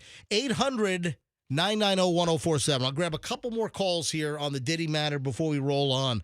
But truly stunning. I mean, what a fall. I mean, but, the balls to think that you could get away with this. And listen, one of the questions is, how did he get away with this for so long? And who in the industry is complicit? Who are the big stars that are complicit that knew about this going back years and years and years and allowed this to happen? All right, 800-990-1047 if you want to comment, question, you have any insight. Let me grab Bernice in Bradenton. Hi, Bernice, you're on the MJ Morning Show. Good morning, MJ, and good morning to you all. Yes. Yeah, you think about this case and look at Jeffrey Epstein, how long he went doing the things that he did. And when you've got money, people get paid off, but then they don't expect to have that intense of a, what they did, And to me, it angers me because, now these women want to come forth, but he has threatened them through the courts. That's why they didn't give him the bond. But, when you have money, money talks sometimes, and you get away with a lot of stuff. And this just sickens me, Yeah, it is absolutely sickening. And also, the U.S. Attorney was talking about from 2008 until, this year, or 2022 or 2023. What the hell happened prior to 2008? That's what I want to know. Bernice, thanks for the call. I appreciate it. Oh, wow. See, this is one of the reasons I wanted to take calls. Anonymous in Tampa on line 6 claims that you went to a party? Yeah. We actually, it wasn't a freak off. Well, we don't know if it was, but I would say about 6 years ago, we got invited from a photographer friend that we had, and we went to a party that had several celebrities there. He wasn't there. His sons were there. I mean, you're talking about people like Shaq's kids were there. Chris Brown was there. And, us kind of just really getting invited to this private event in one of his mansions. We actually snuck upstairs. We wanted to see this whole mansion. And we started opening up doors and seeing some stuff that we saw some other celebrities, even a famous football player that was up there. He was like, hey, no pictures. Wow. And then when we started hearing all the allegations, we sometimes be joking, like, what if they had video footage of us even upstairs at these parties. Oh, I'm sure they do. That we went to.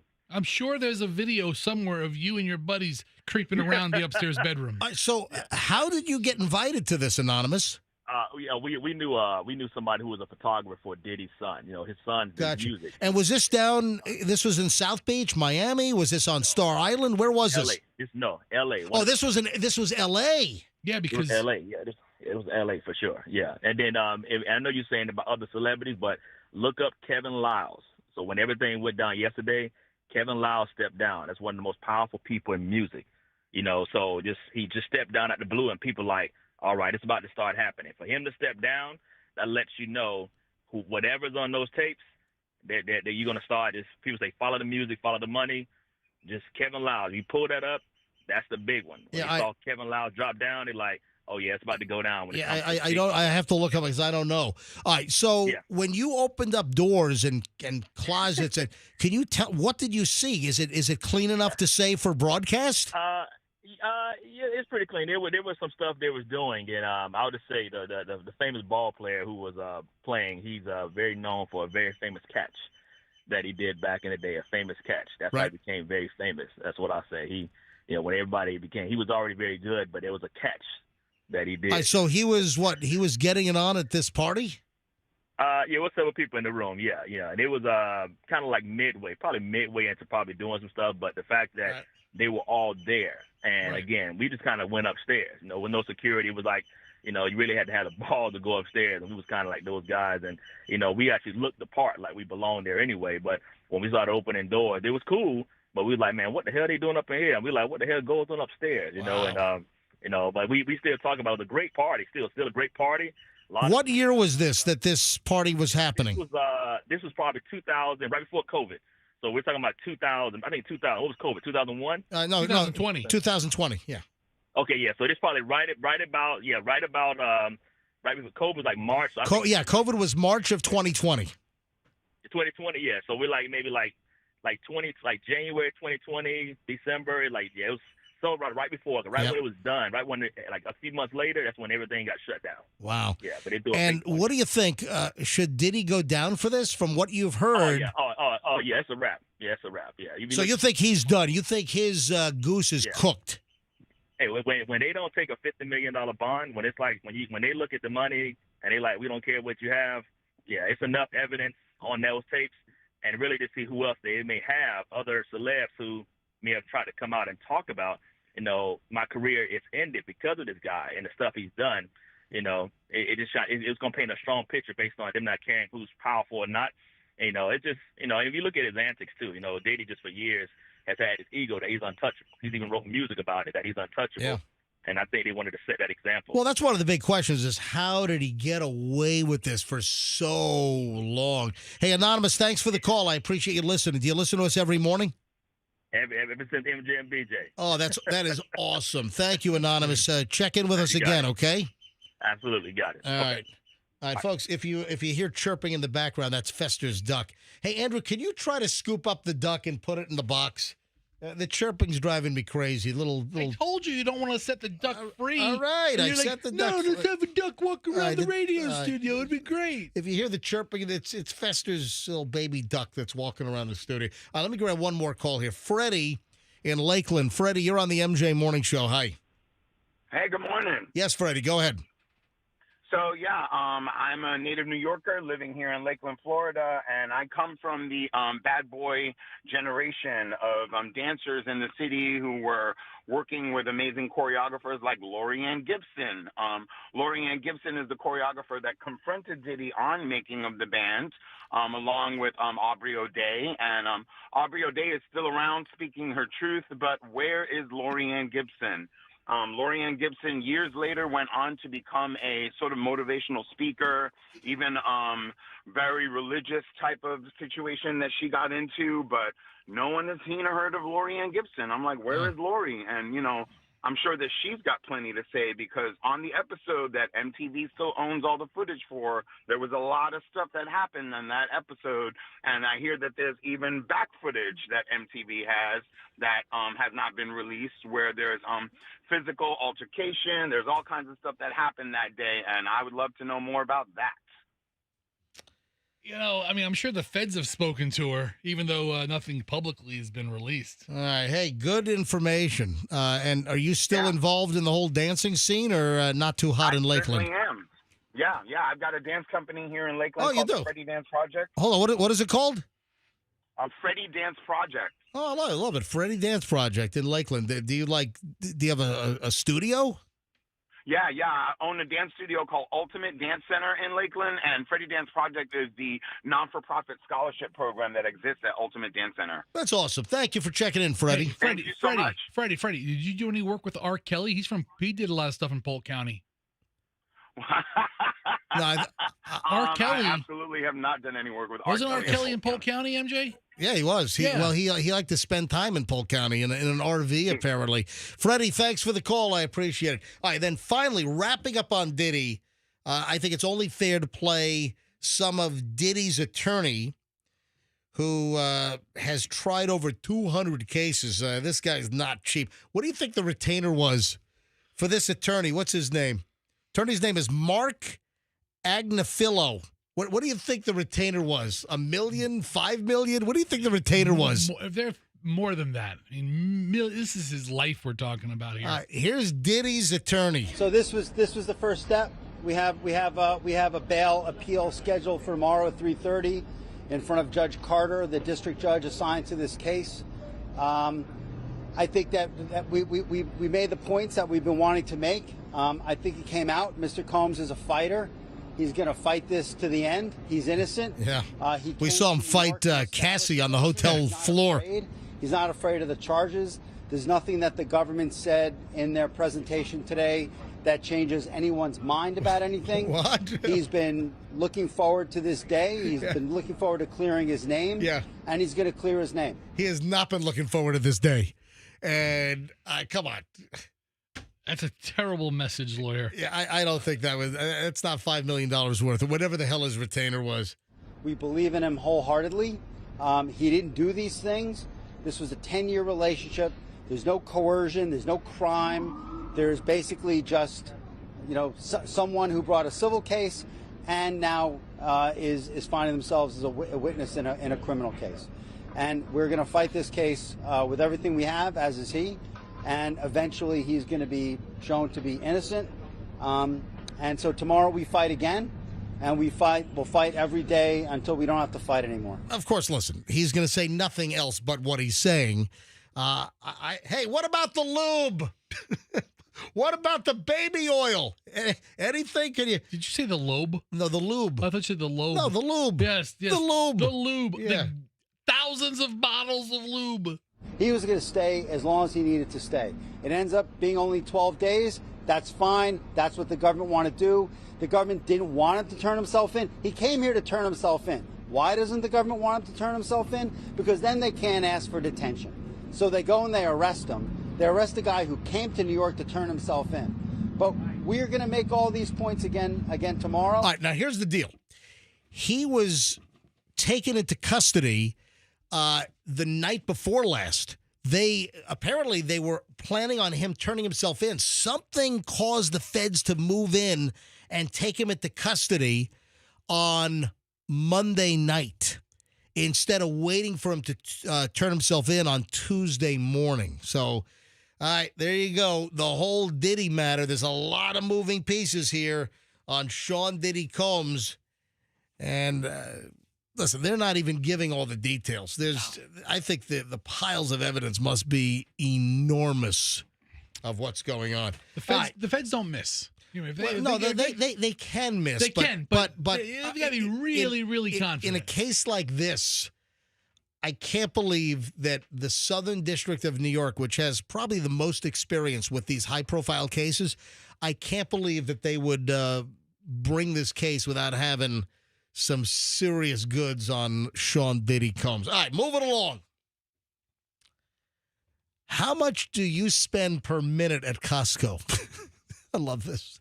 It's a lot of money. Per minute.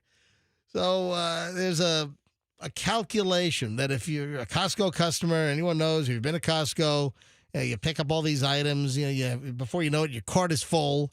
You end up going for one thing and you end up with 45 things. You got the lady at the end at the door counting all the items and then taking some kind of marker and putting some kind of scrawl Very official on your receipt. How much does the average person spend per minute as you're walking around Costco? How much per minute are you spending? I mean, man, you figure you're there for an hour. Average bill might be $500.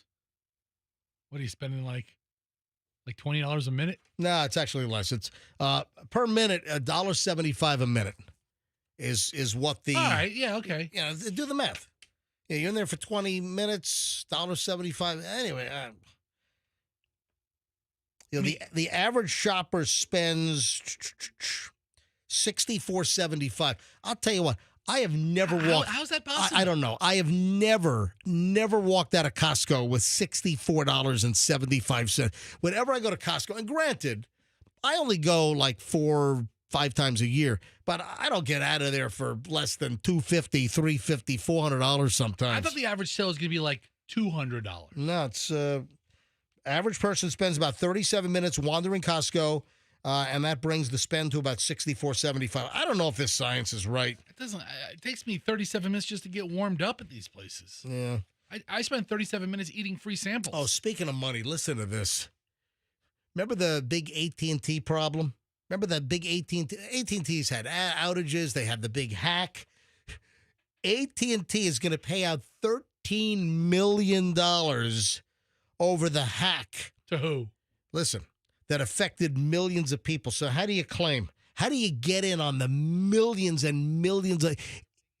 If you're an AT&T customer, what happens here? All right. So AT&T has agreed to a $13 million payout to the 8.9 million customers affected by the data breach. This was back in January of last year. The Federal Communications Commission has been investigating the hack and determined if the company failed to protect the customers, that they would be liable, obviously. Yesterday, this hefty fine, $13 million, which in the scheme of things for AT&T is kind of like pocket change. Really? Is that a lot of money? Not a lot of money. The telecom giant AT&T is responsible, has been held responsible. AT&T has 30 days to pay the civil penalty to the U.S. Treasury, which could then determine how the funds are to be allocated, for instance, to the customers. Great. So the major AT&T data breach happened in January of 2023. Right? So $13 million in fines. 8.9 million customers. Do you know what that comes out to? What, 20 cents each? It's $1.46 a customer. Come on. All right. Thank you. It's like those class action things. It's like, oh man, Apple was sued. There's a big settlement, and then you get I got a check in the mail. It was like for one of my kids' iPhones or something, and we were part of a class action deal, and I got like a 46-cent check. 49-cent check in the mail from Apple for the big settlement. Oh yeah, I couldn't buy lint out of a Apple guy's belly button at the Apple store at International Plaza for 49 cents. Is there any way to just donate the money to some worthy cause as opposed to all this paperwork and time and effort? $1.46. Keep your $1.46. There you go. How about that? Now, was this a fine or was this a lawsuit? Well, it's a fine. So the AT&T is paying the money to the Treasury. Then the Treasury decides, if they want to pay it out. I'm guessing that they'll probably pay it out. They want this to go away. $13 million is not a lot of money to those guys. No, it's not. Hey, I got a question for you. Do you tip if you're at a restaurant and you go to it's a counter, so you pick up, and you know my position on this, right? I don't tip at the counters. No. Where was I recently that was really good? Where was up in Virginia Beach? I go to the counter. I'm at Dave's Barbecue or I'm at Pungo Boys Barbecue. I'm at the counter. I place my order. They flip the the iPad around, and there's the tip screen. Listen, if If I'm ordering at a counter standing up, right? And then they call my name and I go pick up my tray with our food, I'm sorry. I'm not tipping. It's not a very big tip on that Yeah, one. Right. I'm not tipping. All right, let me now move to like the food truck. What do? The food truck owner is operating the food truck and he's got a tip jar. Do you tip the owner of a food truck that, again, you're standing in line, you're ordering at a hole in the side of a food truck, and then they hand you your food? Should there be a tip? And if it's owner operated, who gets the tip? 15%, 20%, 20, the ballsy move. Some places are like having an option for like 30, 35, 40% tip. All right, so I'm more inclined to tip the less corporate the place is. If I go to a place that has 1,000 locations in the Southeast and I can go. Listen. Yeah. Let me cut to the chase. Let me just narrow this down again. Listen. Do you tip the owner of the food truck?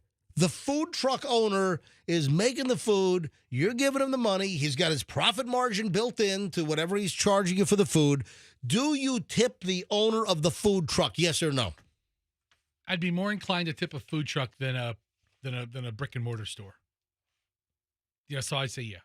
Yeah. See, even if it goes to him, he's put himself out there. He's the one having to maintain the vehicle. He's doing the food truck thing. It's hard enough. If there's a couple of bucks left over at the end of the transaction, I may just give it to him. Yeah, I see. I believe in tipping at full service establishments. You're sitting down, you're getting waited on, you're getting served. There's service involved. That's where I believe in tipping. Food trucks are not cheap. I don't know if you've been to any good food trucks lately. No, but a lot of the food trucks have a high quality product. Absolutely. And the ingredients are not cheap. They're using high quality. Listen, there are some food trucks that are cranking out things that rival some great restaurants. I mean, listen, there are restaurants on freaking wheels, restaurants in a step van, or in a trailer or whatever. But listen, I don't. Listen, I'll go to phones on this. All right, so let me just narrow it down. Do you tip the owner of the food truck? Yes or no? You got a little tip jar, or it's an option when you're checking out on the little square screen or the iPad or whatever. Do you tip the owner of the food truck where you're buying the food, he's making the food? Let's go. Fire up the phones. Yes or no? 800-990-1047.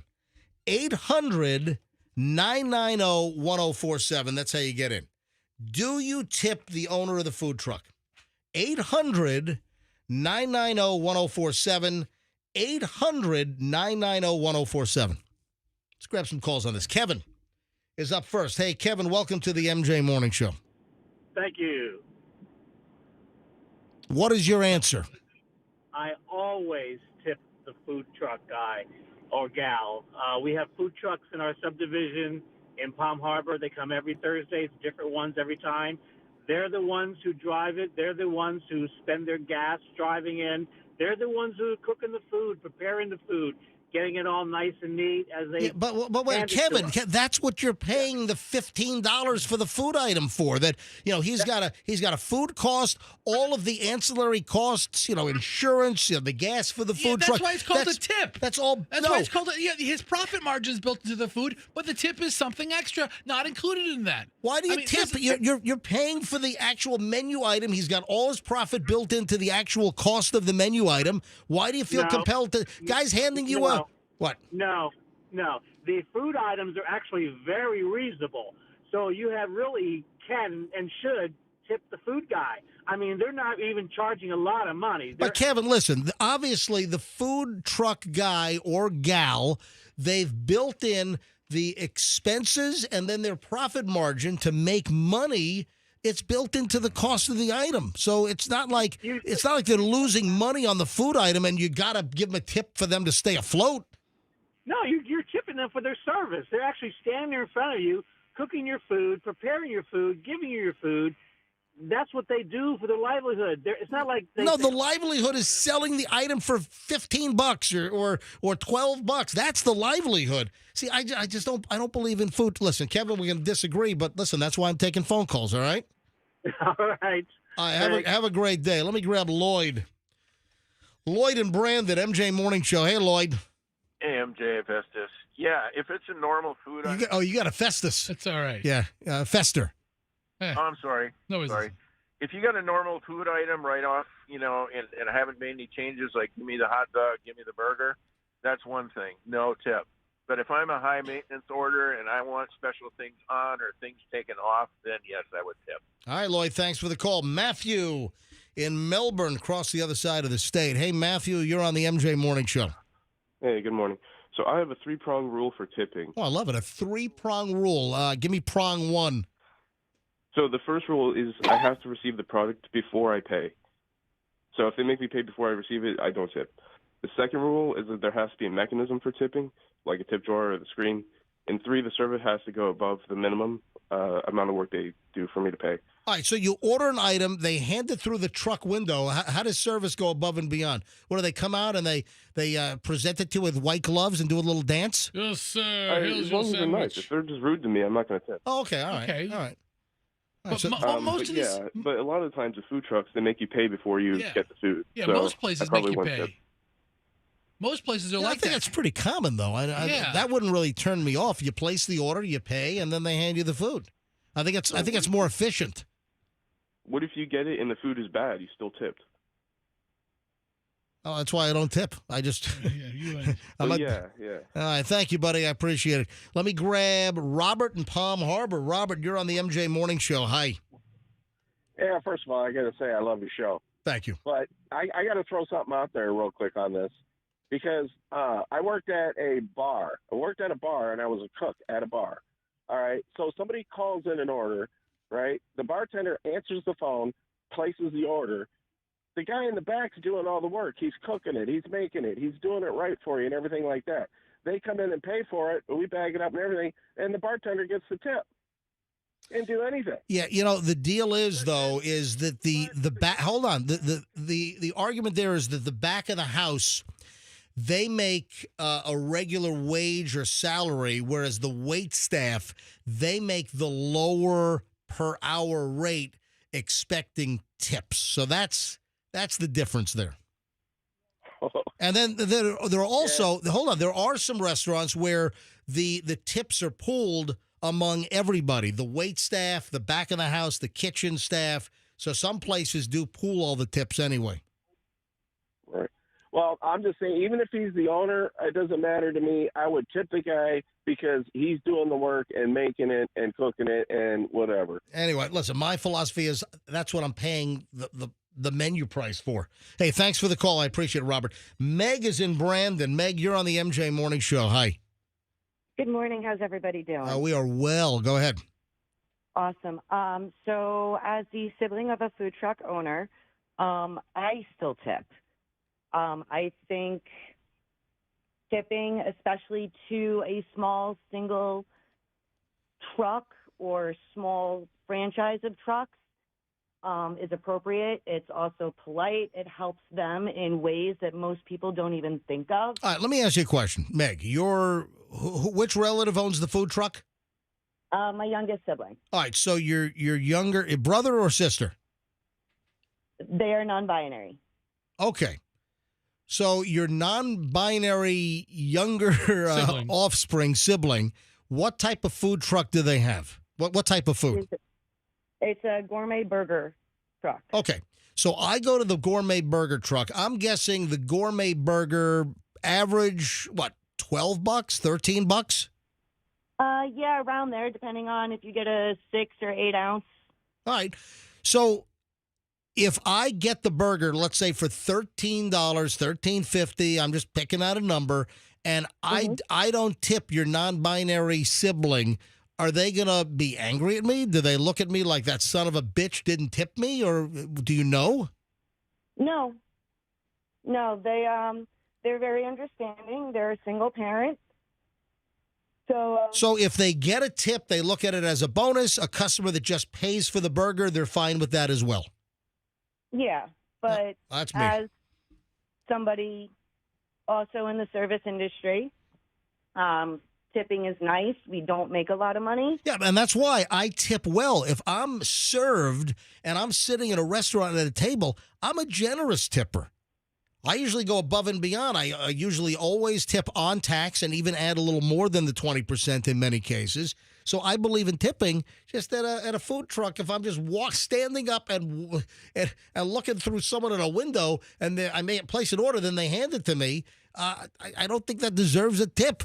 If they go above and beyond, if there is something extra special, maybe. But as a general rule, no. Meg, thank you for the call.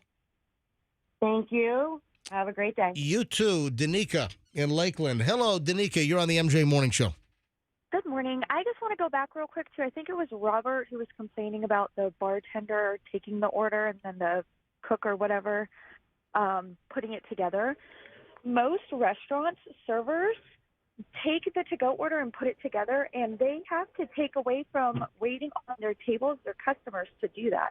So by not tipping them, kind of hurts the people sitting down as well, because they're not getting the full service that they deserve because they're having to put together the to-go order for the person.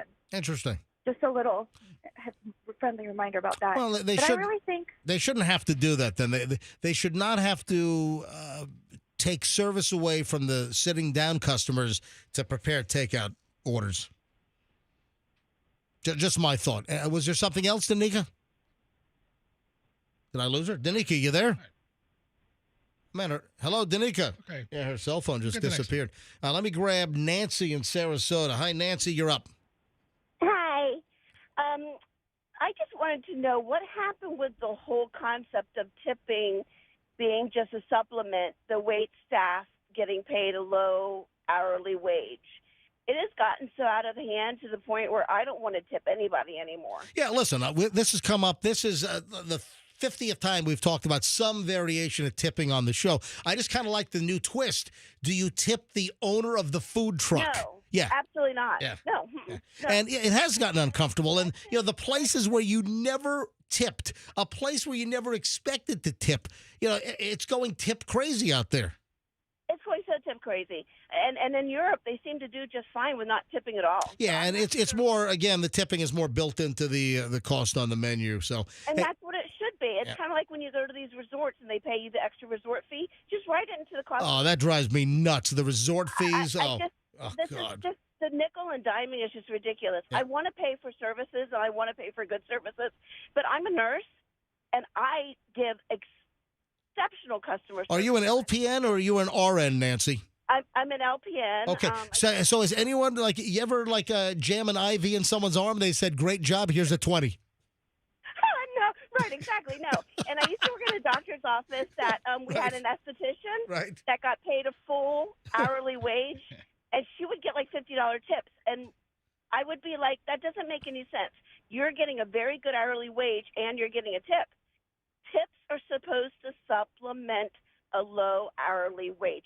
That's what it came from, and this is my hairdresser. I cringe when I have to tip her, but I do because I don't want her to fry my hair out next time. Thanks. I'm forced to tip. Thanks, Nancy. Have a great day. Let me finish up with Jeff, John, Nick, and Tony. Jeff in Lakeland. Hey, Jeff, you're on the MJ Morning Show. This whole conversation, this segment started with, do you tip the owner of a food truck? Go ahead, Jeff. Yeah, I do sometimes. It just depends on if I've had good service there before, good food. But, MJ, I want to ask you this. This has opened up another can of worms. Yep. What about, because this one bothers me every time I go get my hair cut. Mm-hmm. Now, the guy owns the barber shop, and there's other that rent booths from him. Yep. But if the guy owns the barber shop and you're giving him $20 to cut your hair, and I still do a $5 tip, and I don't like doing it, but I feel like I should. What is your thought on that? Yeah, you know what? I tip on haircuts. I always have. That's not new. There always seems to be a tip. Now, owner, operator, do they need the tip as much as someone that's just an employee? Probably not. Should you tip on an owner, operator situation? That's one of the services and one of the industries where seemingly there's always been a tip. Yes, I tip on a haircut. And but I don't get a haircut in an owner operator. I go see I go see Ha over at Great Fantastic Sam's. No, it's Great Clips. It's not Fantastic and Sam's. but listen, she works there. She doesn't own employee, it. So yeah. hey, thank you, John. Have a great day. Hey, Oh, I'm sorry, Jeff.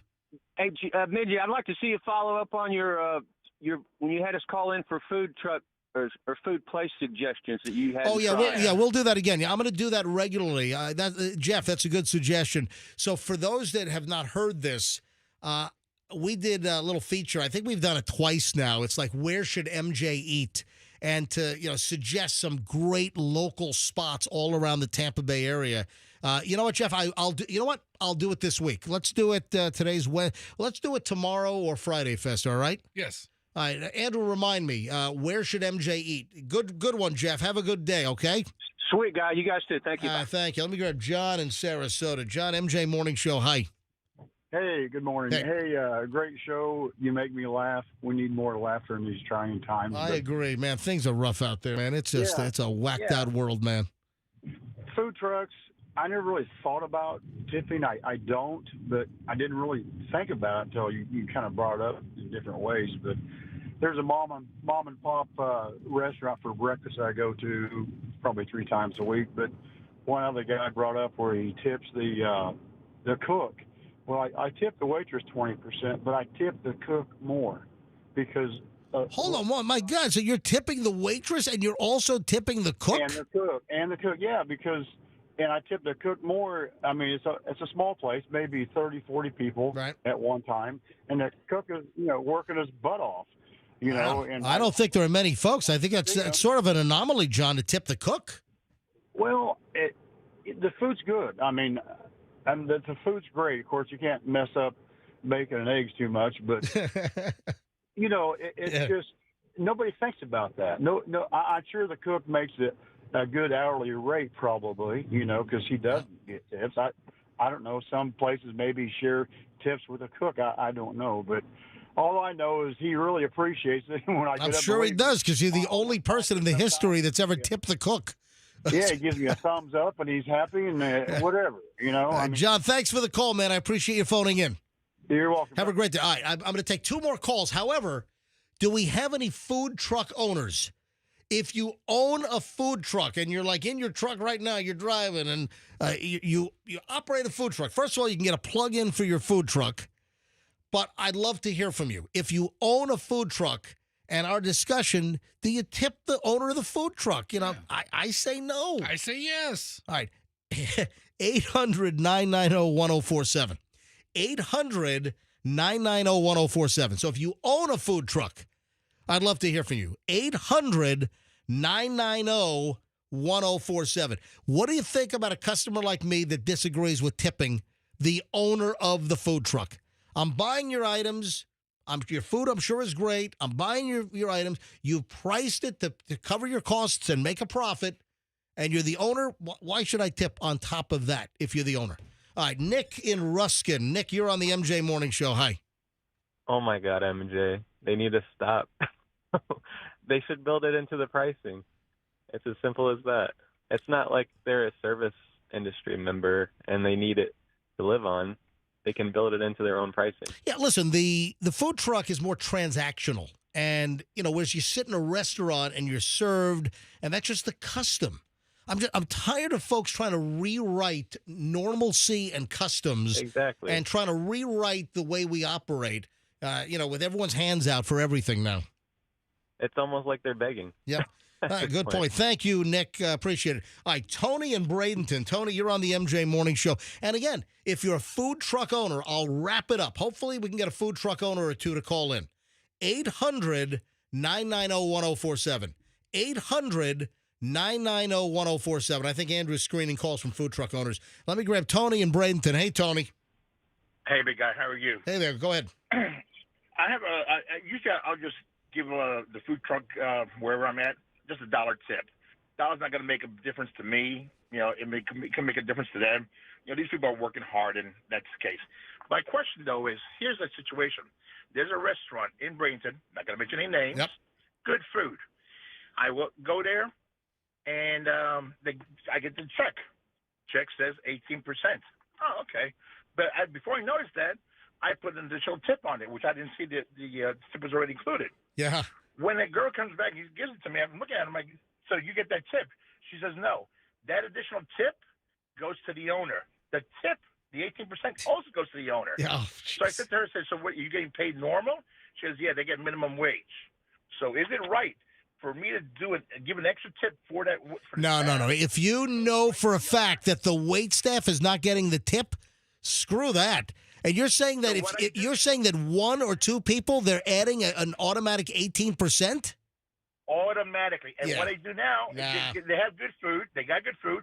I'll go there and I'll bring an additional cash tip to give to the wait staff because they're working hard too. Yeah, that's you know what? That's seedy. That's kind of cheesy. The food might be great, but that's scammy jammy. All right. Yes, exactly. All right, thank you, Tony. All right, we have food truck owners. Richard in Clearwater is a food truck owner. Hey, Richard, welcome to the MJ Morning Show.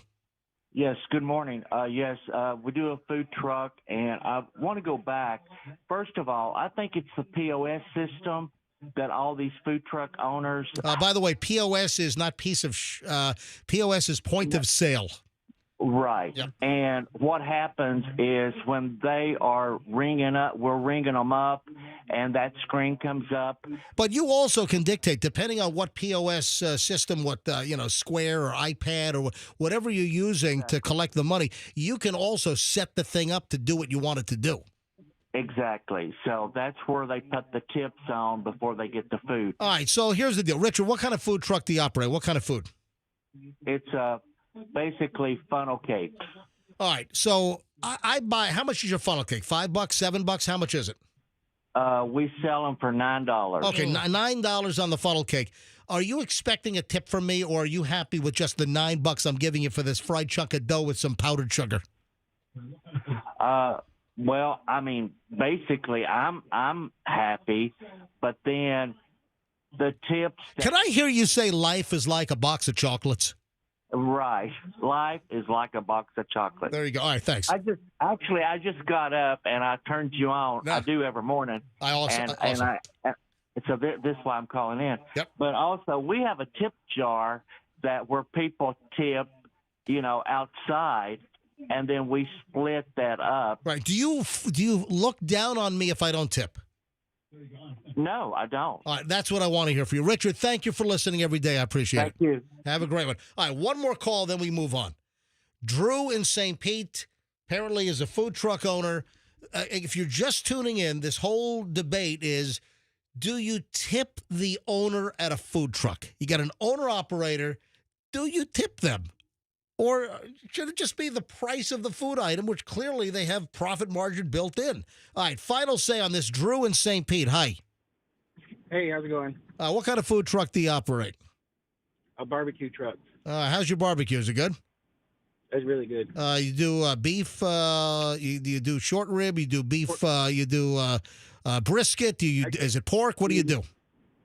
Pulled pork, pork tenderloin, and chicken. All right, fantastic. And for your pulled pork sandwich, do you have a vinegar-based Eastern Carolina spicy sauce? No, not spicy sauce. A lot of people don't like the spicy sauce. All right, but do you do an Eastern Carolina? Do you do a vinegar-based? Sometimes, and sometimes they just want the regular barbecue on it. But I prefer the vinegar. Yeah, see, Eastern Carolina barbecue it's the runny, vinegary sauce. Michelle and I, that's our deal. All right, so Drew, I come to your food truck. I get a pulled pork sandwich. What is it, $9.95, $11.95? How much is it? It's $11. Okay, $11 for the pulled pork sandwich. I give you the $11 and I don't give you a tip. What's your position on me? Oh, I'm fine with it. I think it's the POS system. They automatically put that in there. And actually, I'm just happy that you came to my establishment to order food. And if you didn't tip, it wouldn't bother me. But you could tell Fester, and then Fester comes to me. So that's more revenue coming in at the bottom line. Yeah, where's your food truck going to be today? Oh, it's not going to be I'm at another place today, but I will keep it posted on my Facebook account. Well, where is it? Tell us. Yeah, what's your Facebook account? We listen to the radio. It's Miss Kitty's Barbecue. Miss Kitty's Barbecue. Yeah. All right. Sounds good. All right, so hold on. You're operating your food truck today, or you're not? No. Today I'm at the towing company. Okay, so where are you normally? Just in St. Pete. Actually, down not too far from you guys. I'm off 4th Street. You got to really get better with directions, yeah. man. Where on 4th do you hang out on the days that you're operating? Right around 70th Avenue. I mean, are you in somebody's parking lot or what? Yeah. It's like it's a parking lot. Drew, I think it might have been like the old, like Winn-Dixie area. Okay. Oh, yeah, the old Winn-Dixie down there. Yeah, I know where you are. Drew, this is the most difficult. This is the most difficult geographic location I've ever. It's like we're pulling teeth out of you. You hear where you're advertising? I'm in St. Pete. Come by. It's like hey, look at my Facebook page. I'm pulling meat off the bones. Give All me right. the exact address. Jesus. Hey, oh man. pulled pork. We're pulling info out of the guy. Kidding. All right. Hey, Drew. Thanks for listening, Best of buddy. luck if people can find you. Have a great day, Drew. My goodness. Am I wrong? I mean, I wish the guy luck, but come on. 8:47 at the MJ Morning Show. What is the filthiest spot in your bedroom? Ooh, I know that answer. Cesspool. I mean, just germ fest. Germapalooza. Dirt. Filthapalooza. What do you think it is? I think it's where you take off your shoes. Why are you taking your shoes in your bedroom? You should leave your shoes at your front door in the foyer. I'm not that person. I wear the shoes. Well, you in the house. shouldn't be doing that. Yeah, I put my shoes on in the morning when I get dressed in the bedroom. Dude, don't bring your shoes into the bedroom. I'm not Japanese. I got zero res coming by. I come by 2 times a year, man. I don't care. Dude, you're walking all over. Who knows? We take our shoes off downstairs on the stone floor. We don't drag our shoes around our house. Come on. Yeah, this is pretty easy, actually. The filthiest place, the breeding ground for bacteria in your bedroom, dead skin, dust mites, bacteria. Oh, the mattress. It is, yeah. Yeah, your mattress. I would have thought the pillow. But maybe it's the whole shebang. Doesn't your mattress add like 3 pounds a year? Listen to this. Oh, yeah, listen, you're onto something. Something like that. Yeah, listen to this. A recent study by Ohio State University found that up to 1 million dust mites, known for, causing allergies, respiratory problems, skin conditions, can move around the mattress at any given time. Up to 1 million dust mites. Oh, my God. That's fine. They're small. If you can't see them, screw them. Because I'm tired. Is that it? Me and my 1 million dust mites are going to bed. Yeah, regularly washing sheets and pillowcases can help. But you don't wash a mattress. How do you wash a mattress? Yeah. We've had a mattress for a bunch of years. Listen to this. I hate the freaking gross people out. Yeah. If the mattress in your bedroom is filthy, what the hell's the mattress like at a hotel, motel? Oof. I mean, how much of an increase? What is the exponential increase in just filth factor? Oh, filth factor. I mean, yeah, but a hotel. Dude, that's a show. You figure at a hotel. Filth factor. They changed the linens. Tonight on NBC, it's filth factor. I'm sorry, go ahead. No, it's okay. Go on with your NBC promo for this show that will never get made. Filth factor. What about new filth factor? No, but it's filth factor. You got to figure. You like all you love Big Brother, and you wouldn't watch Filth Factor? I probably would. All right. So between each person at a hotel, though, they change all the linens. They change the pillows. They change the pillowcases. Of course they do. Right. Yes. Well, think. But what about the bedspread on top? They don't change that. They don't? Yeah. After Oh, I get done with it, they do. No, that the comforter on top or the bedspread, that first layer, man, you ought to take that off and burn it in the bathtub.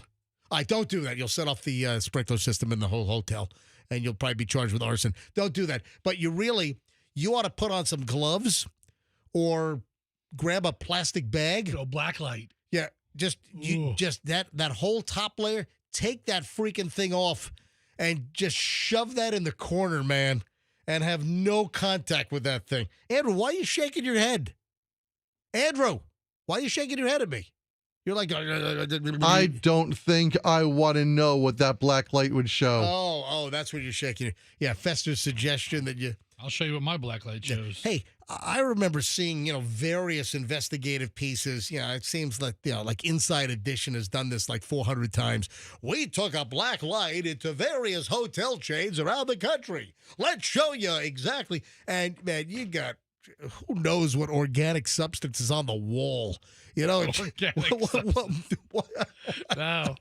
The bedboard, the nightstand, the remote controls. Everything on the wall is 100% organic. Oh, my God. All right, 8:52 at the MJ Morning Show. This brings to a close over an hour and 20 minutes of nonstop MJ. You like our show, folks? Please spread the word. The MJ Morning Show is on every morning, 6 to 10 a.m. here on Q105, which is 104.7 FM. If you're heading into the office now, 9 o'clock-ish, take us into the office.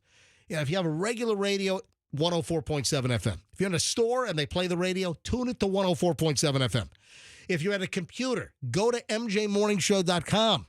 Upper right-hand corner, there's a red box. Upper right, click the button. Listen live over your computer speakers.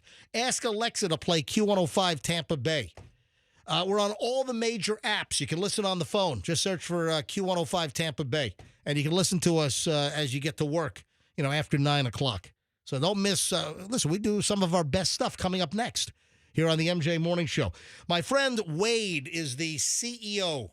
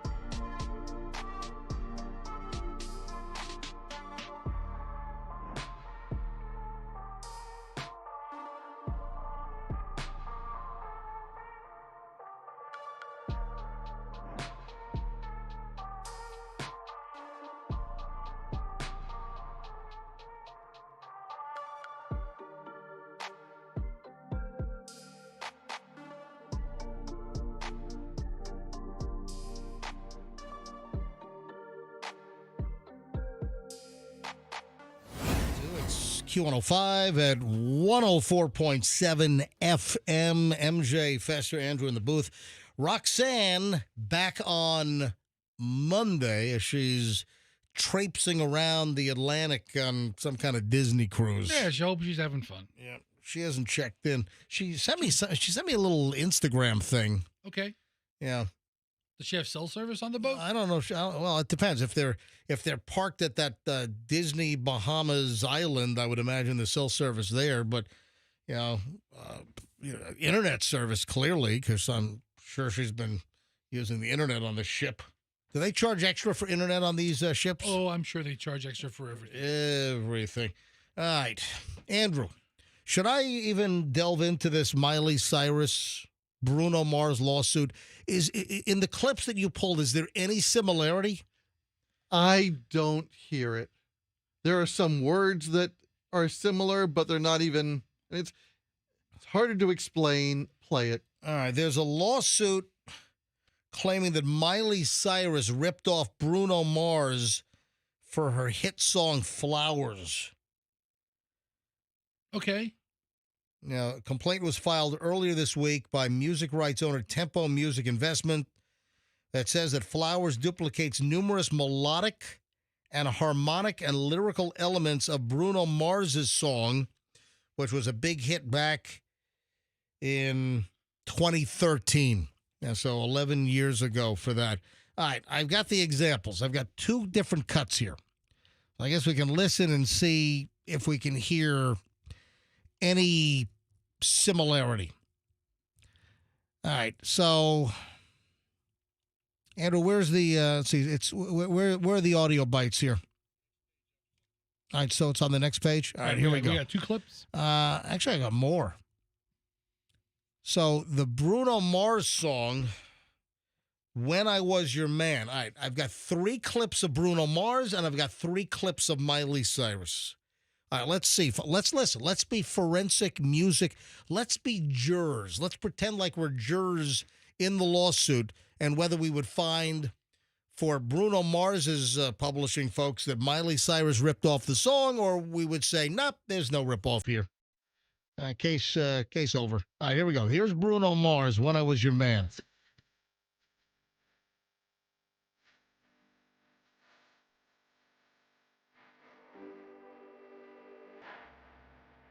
All right, now here's my Time to realize that I should have bought you flowers. All right, back to verse. Should have gave you all my eyes when I had the chance. All right, Bruno, now.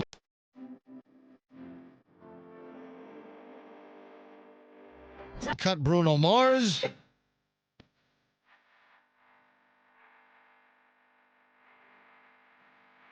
Everybody, 'cause all you wanted to do was tell me I can take myself dancing. There's some similarity there, right? A lot of similar words between the songs. Flowers and dancing. But the cadence, melody, I do hear some of the melodic duplication. I do.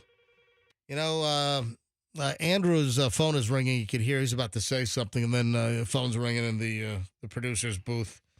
Yeah, I might lean toward the Bruno Mars and the publishing company against Miley. I like Miley Cyrus.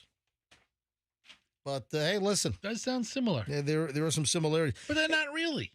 Hey, speaking of music, I didn't get to this story. I had this a couple of days ago. Shakira.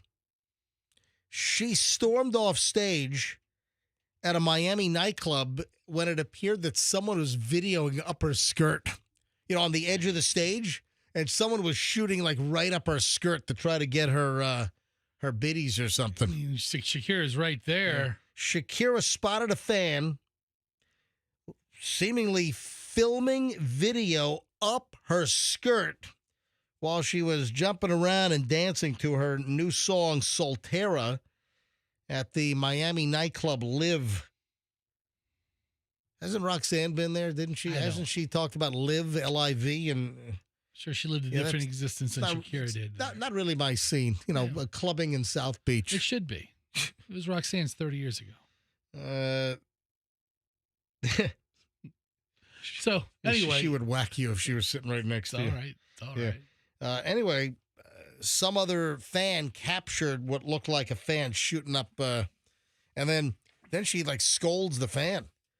She adjusts her skirt, she pulls it down a little bit, and then she's making eye contact with someone in the crowd, and then like waves the no.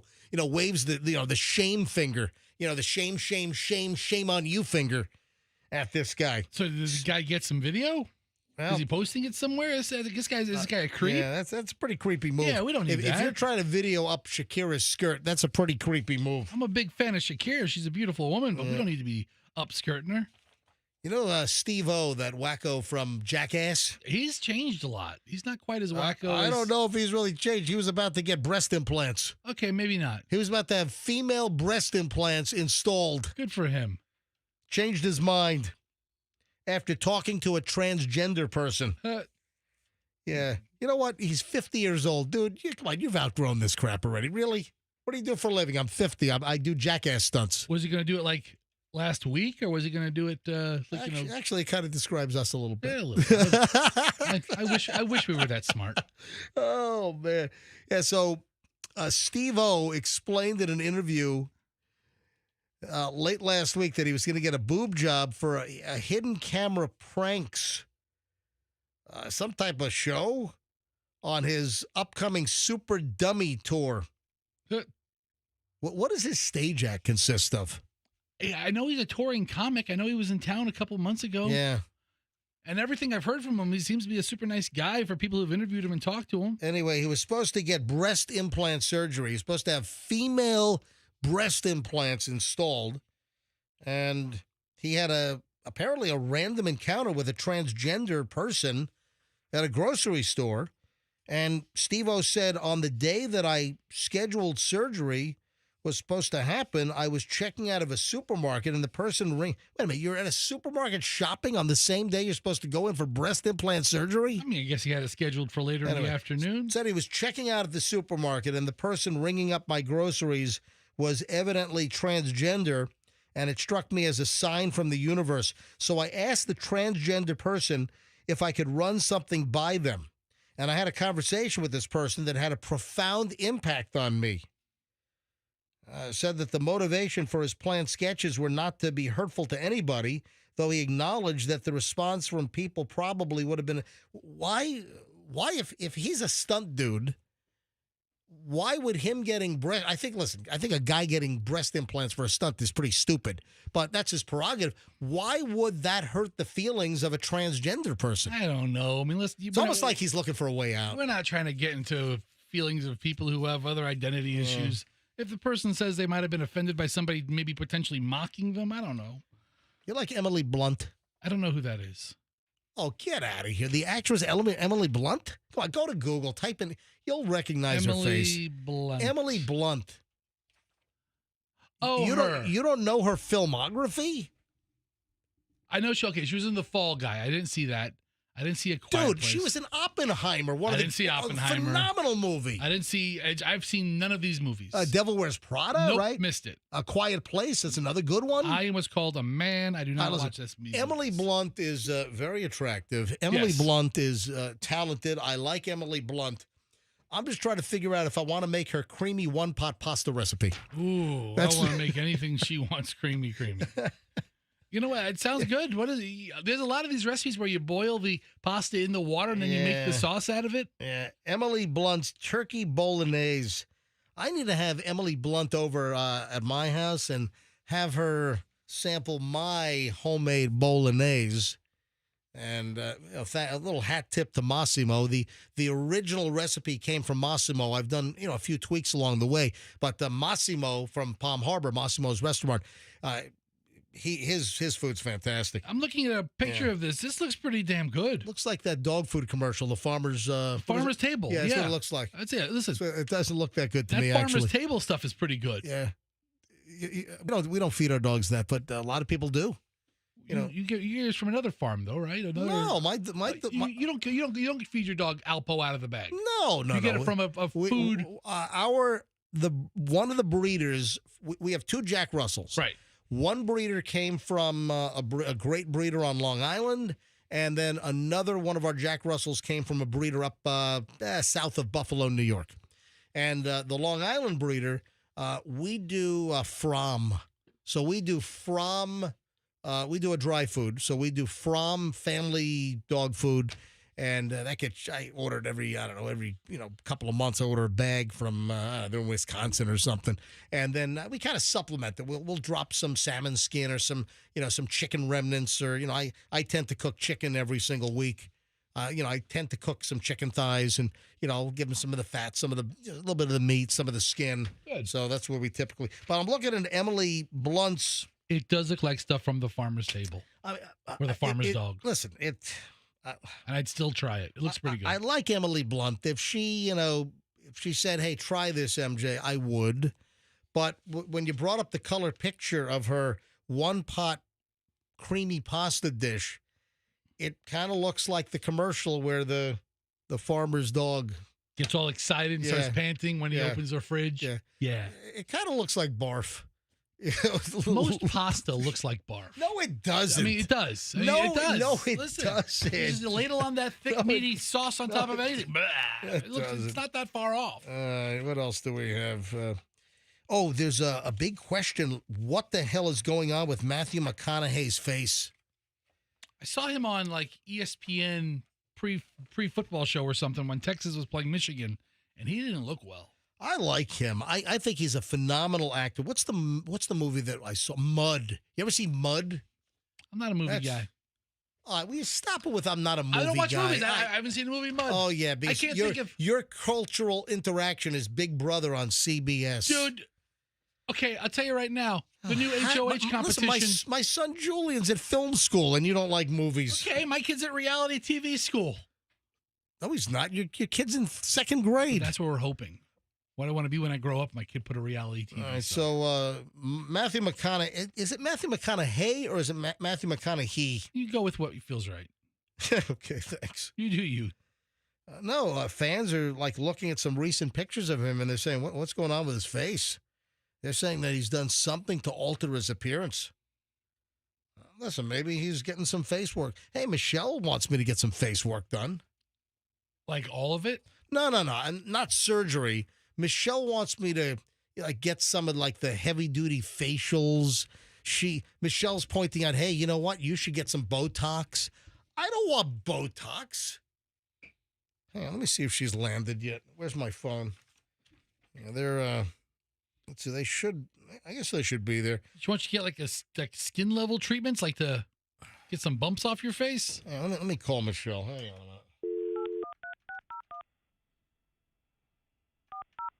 All right, calling Michelle's cell phone. Michelle and Chloe are on a flight. Are they on the flight still, or have they landed? They should have landed. They should be there. It is ringing. Didn't go right to voicemail.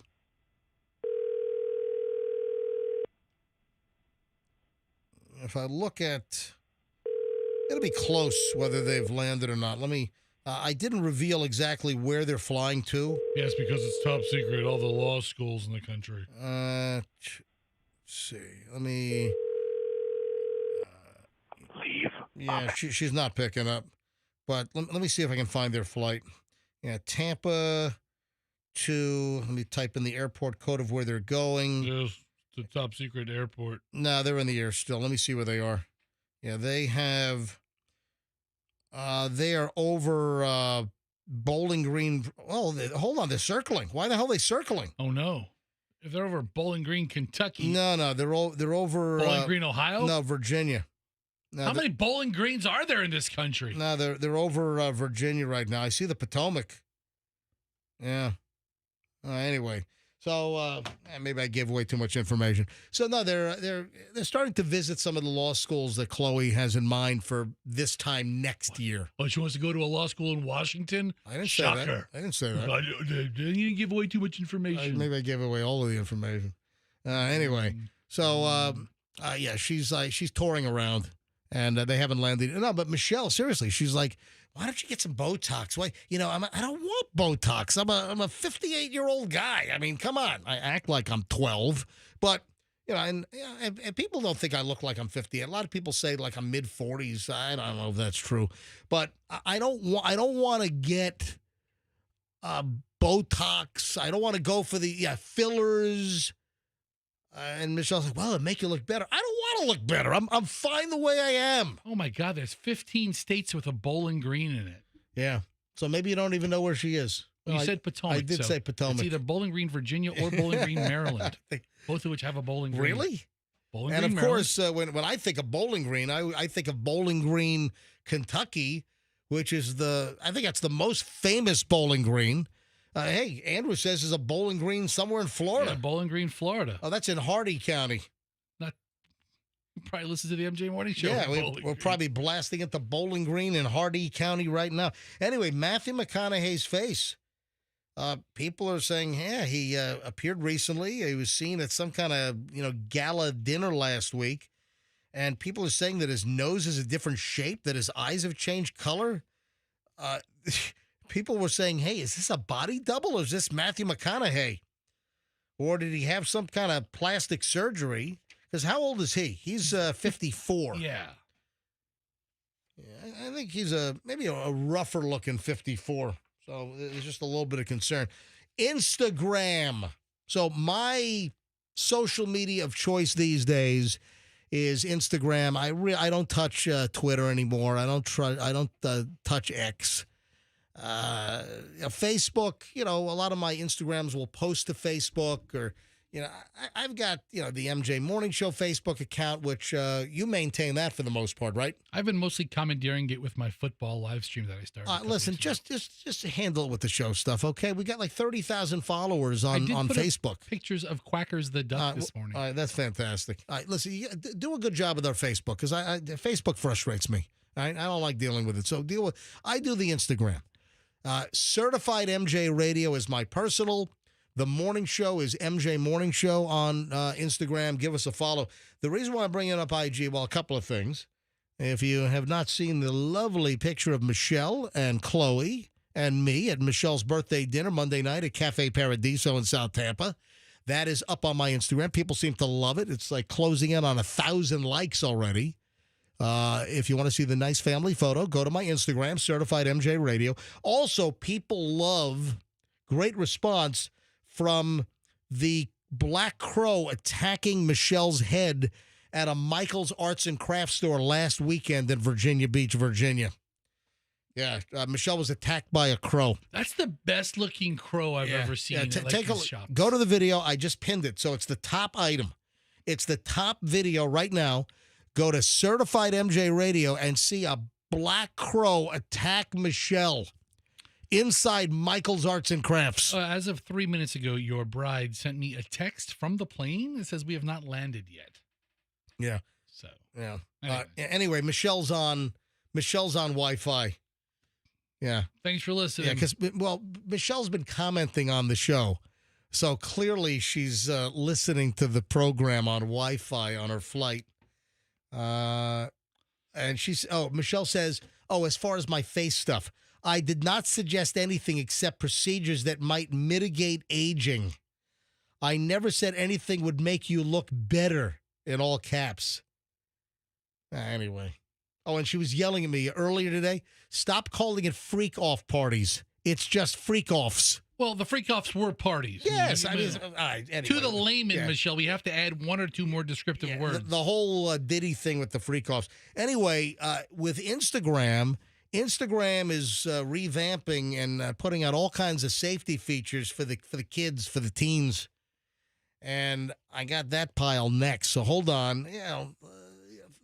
Detractors, critics of Instagram are saying, it's not going to do much. All right, so what is Instagram changing for teens and younger users? We'll tell you next, and a whole lot more. Got a lot of stuff we got to cram in. Final segment, MJ Morning Show is next. Stand by.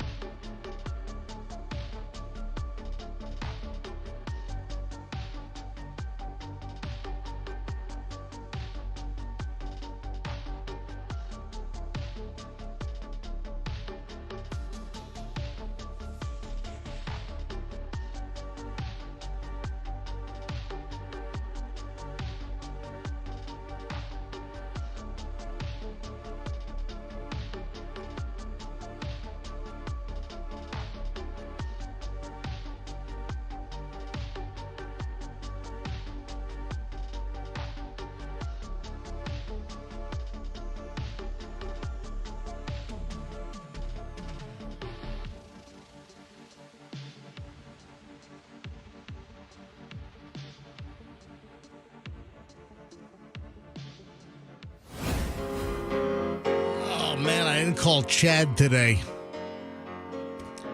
I think Chad was waiting for our call. Chad? Yeah, Chad is a listener who says that there's some kind of ghost floating around his house. Oh, no. And he sent me a picture of the ghost and said that his bathroom trash can lid flies off by itself, and that there are handprints and fingerprints all over his mirror that he doesn't put there. That's pretty creepy. Yeah. Yeah, hey, Chad, if you're listening, I'll call you tomorrow. I want to hear this ghost story from Chad. That could be somewhat interesting. All right, so on the Instagram front, and again, Instagram is my social media of choice. However, if I didn't do this radio show, I would have no social media. I think social media is a net negative, as you know. When I'm done with this show, I'm erasing everything. When I'm done with the... What are you mocking me over there? When I'm done with the MJ Morning Show, I'm erasing everything. You people better save those videos of fish that he has on there now, because they're all going away. Gone. Gonna just cancel it all, shut it all down. Don't threaten me with a good time. Yeah, anyway, so my Instagram, I've got some good stuff up there now, as I mentioned. If you haven't seen, let me see how many views this thing has. Yeah, there's a lot of views on this area. Almost 15,000 views on Michelle getting attacked by the Black Crow inside Michael's, the arts and crafts place. Yeah, it's a lead item right now at Certified MJ Radio. All right, here's the deal. Instagram trying to be a great member of the community, and a lot of folks call them out and say, this is BS. They're just stroking, Anyway, so big news. Instagram yesterday, they're rolling out more like child safety mechanisms. Yeah, so Mark Zuckerberg and Instagram, they rolled out what they're calling this major change regarding safety features for the chillins. All right, what are they doing? For the kidlets. Yeah, this came out yesterday, and some of the watchdogs and the critics are saying, they're just trying to get in front of like congressional investigations and Congress potentially cracking down on social media when it comes to kids. Yeah, possibly. All right, here's what's changed, or what is changing, what's going to be implemented. Here are the big changes. Instagram for kids or under 18. It'll automatically place users under the age of 18 into teen accounts and then block people who do not follow them from viewing their content or having any kind of an ability to interact, send messages, leave comments. etc. You know, the whole flaw here is you just lie. When you build an account, you just lie. I mean, you can't get around everything, but if you're going to open up a page and you're honest about your age, and a lot of these teens don't want these older people having access to their stuff either. Well, they shouldn't. It's kind of creepy. All right. As far as notifications, Instagram will mute notifications for teen-aged users between 10 p.m. and 7 a.m. And it'll have time limit reminders. So messages will come in with time limit reminders, and it will urge a teenager account to shut the app down after it's been utilized for 60 minutes during any given 24-hour period during a day. Then parents will be able to view which accounts their kids have went to recently, you know, what they've viewed, what they've messaged. Parents can also set daily time limits, block teens from using the app during specific time periods. So far, I'm not really mad at any of this. No, I'm not mad at it. It sounds like a good plan if they can implement it. Listen, they're going to implement it. It's just any teenager can get around this stuff. You know, just build an account. Don't say you're a teenager. Okay, yeah, if you're 16. But, you know, there's a lot of people now who are 10, 11, 12, 13. They're not looking for birth certificates for everyone that opens up an account on Instagram. So, anyways, it's a big move. Users under the age of 16 will need parental permission to make changes to their account and any kind of, you know, settings involving the safety of the account. But then you have, you know, some of the critics. I was reading Sasha Hayworth. Yes, what does Sasha do? Sasha is with the Tech Oversight Project and said that parents should, quote, ignore Meta's latest hollow announcement, and that Meta, the parent company of Facebook and Instagram and WhatsApp, that they have a history of broken promises. Thank you, Sasha. And policy reversals on online safety. Meta can push out as many kid or teen-focused features as it wants. It won't change the fact that its core business model is predicated on profiting off and encouraging children and teenagers to become addicted to its products. And American parents are wise to the hustle and demanding legislative action. Thanks, Sasha. Why are you being so condescending? What do you expect somebody from the anti-social media organization to say? Guess what Boar's Head is canceled? Everything. Liverwurst. They're done with it because liverwurst is kind of at the forefront of the big listeria outbreak. Boar's Head had the best liverwurst. I don't like liverwurst. Oh, no. Liverwurst and onions? It's gone.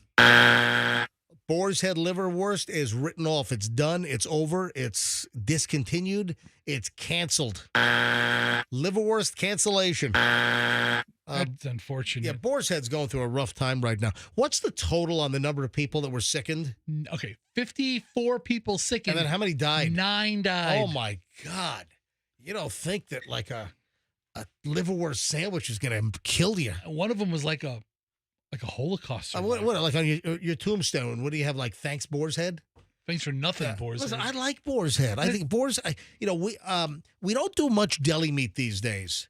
But I buy Boar's Head cheese all the time. There's virtually never a time that we don't have Boar's Head white American sliced cheese. And you know, I make them slice it. I don't, you know, I go to the Publix deli and I say, yeah, I need the whole milk Boar's Head white American. It's always nice when it's on sale for $7.99 a pound. So you know, maybe I'll buy a little extra. And you know, it's the rectangular log. And they slice it right off. I like 1.5 on the slicer. But Boar's Head's a premium brand. When you think of Boar's Head and the deli counter, that's always everything's good stuff that they have. Boar's Head is a premium deli product. So listen, I like Boar's Head cheese. Listen, the Boar's Head Oven Gold and their various meats. Listen, they make a decent product. They do. It's a good product. How about they just wash their factory a little more often? It was like reports of mold and leaky pipes. It's not the liverwurst's fault. Hang on a minute. Use some warm water and bleach. Listen, Boar's Head clearly has some serious blame to accept here. How could they let that factory up in Virginia where the listeria emerged and affected numerous products? How could they let that facility get to that point? And the state, the government's been inspecting it. They kind of brought it on themselves. They said the last report was that this is not a clean facility. A lot of things need to be done, and they did nothing. Anyway, Boar's Head says liverwurst is done. So no more liverwurst in the lunchbox is what I'm trying to say. They'll stop making it. It's out because of the listeria outbreak. And you're saying how many sickened, how many dead? Over 50 sickened, 9 people died. And I think there was like a pregnant woman got listeria from it. A Holocaust survivor who lived his whole life. He was an amazing hairdresser. Hold on, survived Hitler but killed by liverwurst from Boar's Head? You haven't heard that one? Yeah, you know what I did. I mean, no, you know what I did hear that. That sucks. It's like you survived Goebbels and Hitler and Himmler and all these, and Boar's Head takes you out. That sucks. I like it. We used to have a friend at Boar's Head. Remember there was he was like a distributor. He was like the rep. We used to listen. I do like the Boar's Head product, but listen, if they had a dirty facility that was known problematic, I mean that's on them. I got to believe that sales have been hammered. And listen, it's a good product, but you got to make sure the facilities are all clean. What did they do with all that meat? All that meat, it was millions. They recalled like 7 million pounds. Do they feed it to animals or something? No, Is there something you can do to it? No, I guess. Well, yeah. So let's give animals listeria. What's wrong with you? I don't know. Yeah, why'd you feed it to the duck? I'll feed it to a duck. Can you feed it to fish? Do fish get listeria? I don't know. Yeah, I think they're just destroying it all. What time is it? 9:40 at the MJ Morning Show. Don't forget, Cash Kitty's back in 20 minutes. Cash Kitty's back at 10 o'clock exactly. Then the Cash Kitty makes an appearance at 12 noon, 3 and 5 p.m., and then we'll do it all over again tomorrow morning in the 8 o'clock hour. Hey, today's National Cheeseburger Day. You know, I'm not big on national days per se, but what? Nah, I saw a story about El Cap. I have to say, on National Cheeseburger Day, El Cap's in the news for all the wrong reasons. Well, listen, El Cap's a great place. I'm a big El Cap fan, and it's nothing with the food. The food's great. I mean, El Cap makes a great, just a good, drippy, cheeseburger. It's a good, sloppy. I love El Cap burger. I've always been a fan of El Cap. A solid burger. Yeah. The problem at El Cap is, well, the owner wasn't there, and I guess some of the employees wouldn't let a woman in with her service dog. Yeah, you can't do that. Yeah. Well, listen, the owner was not there, and the owner said, yeah, hey, of course I know that a service dog is allowed in, but some of the employees that were there rejected a woman. You got to review that every once in a while. Listen, I like El Cap. This was not malicious. El Cap right down from our radio station. It was just a lack of education. So it's unfortunate, but this woman, I saw the Channel 10 story on this. This woman said that she was turned away, kicked out of El Cap last week for having a service dog. She says she got in her car, started crying. Her name is Emily Barrett. Yeah, Emily, I'm sorry for the experience. El Cap's a great place. You just had some employees that just weren't versed on the Americans with Disability Act and the fact that everywhere allows service dogs. I have to say, it's in this day and age, it's kind of unacceptable. Well, listen, the employee should have known. Yeah. Yeah, she has cerebral palsy and has had this latest service dog, I guess, Flo, since March. It's an awesome name for a dog. Yeah, Flo. Yeah, named after the progressive insurance lady. Flo. She said, with my cerebral palsy, which affects my legs are weak, so I'm not able to bend down and pick something up. If I drop it onto the floor, she can pick up anything, basically. They're talking about the dog. She can pick up metal, plastic, paper, whatever. Last week, she went into El Cap, and she was shocked when she was told that she could not eat there because of her service dog. She said, I sat down, and a minute or so later, another server came out and tells me you need to leave. No dogs are allowed in the restaurant. I explained this is a service dog. She said that even including service dogs, not allowed in the restaurant. Ooh. And, of course, any public place that a person can go with a disability, their service animal may legally go, and that's under the Americans with Disabilities Act. Listen, again, LCAP did not do this maliciously. You had some employees that should have known but didn't. And listen, it's an education thing. The owner of LCAP said that she was not at the restaurant, told Channel 10 when the incident occurred. She emphasized that they do allow service dogs. Of course they do. Later said that they're going to re-educate the staff as to what to do when people bring in service dogs so this never happens again. So I would say to Emily Barrett, give LCAP another shot. In fact, you know what, Emily, I'll take you to LCAP. Emily, you're listening right now. Great. I'll take Emily Barrett and her service dog. I'll meet her for lunch. Lunch is on me, Emily, at LCAP with the dog. I'll even buy the dog a daily double. All right? 2 burgers, one for me, one for the pup. Yeah. Emily, if you're listening, or if you know Emily Barrett, call me right now. Well, I probably a little bit of a reach here. But by any chance, Emily Barrett, are you listening? 800-990-1047. 800-990-1047. And I'll take you and your service dog, Flo, to LCAP. We'll sit down. The whole staff will be educated now on the service dogs. And lunch at LCAP, Emily, is on me. If you call within the next 5 seconds. Come on. No, I'm kidding. I want to hunt her down. If she's not listening now, I want to track down Emily, and I will take her to lunch with Flo the dog. Do you remember? Yeah. This has been many years now. Come on, Emily, call me. 800-990-1047. Go ahead. I'm sorry. There was a Chinese buffet place on Fowler Avenue. Yeah. I kicked a guy out Mm-hmm. for having a service dog. Mm-hmm. And we were friends of, I think we were friends of like Jay Forey, the blind movie critic. Oh, yeah. Who knew the guy. Is Jay still around? I haven't heard from him since we returned. I haven't looked for him. Where is Jay? I'll see if I can't track him down. Jay Forey, where are you, buddy? The blind movie critic. Anyway, we ended up hosting a luncheon at the Chinese restaurant on Fowler Avenue, and we invited every service dog in Tampa to come. And MJ, we had it was packed. 200 dogs, yeah. And the owner couldn't have been more excited to have the people come in. They all bought lunch. Yeah, no jokes about one of the dogs ended up in the chicken with broccoli.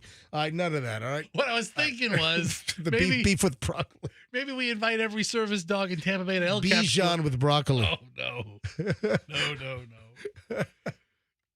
Anyway. Maybe it's a bad idea. Anything else before we get out of here today at 9:46? Hey, another moderately successful program. It looks like I'll be dropping the duck off at Randy's house in about an hour. Awesome. So Quackers gets to go to their new home. Awesome. Quackers has been quiet since she's been in the box. Well, I put her in the box and I took her out of the studio. Oh, She's, okay. she's in the control room behind us. Yeah, if you listen to earlier segments of the show, you'll hear the duck chirping in the background. MJ thought it'd be a good idea to have a disgusing duck just walking around the studio while we're on the air. The duck's like, there's a pile of poop yeah, right here. You I'm going to leave it there. I'm not touching it. Clean that up.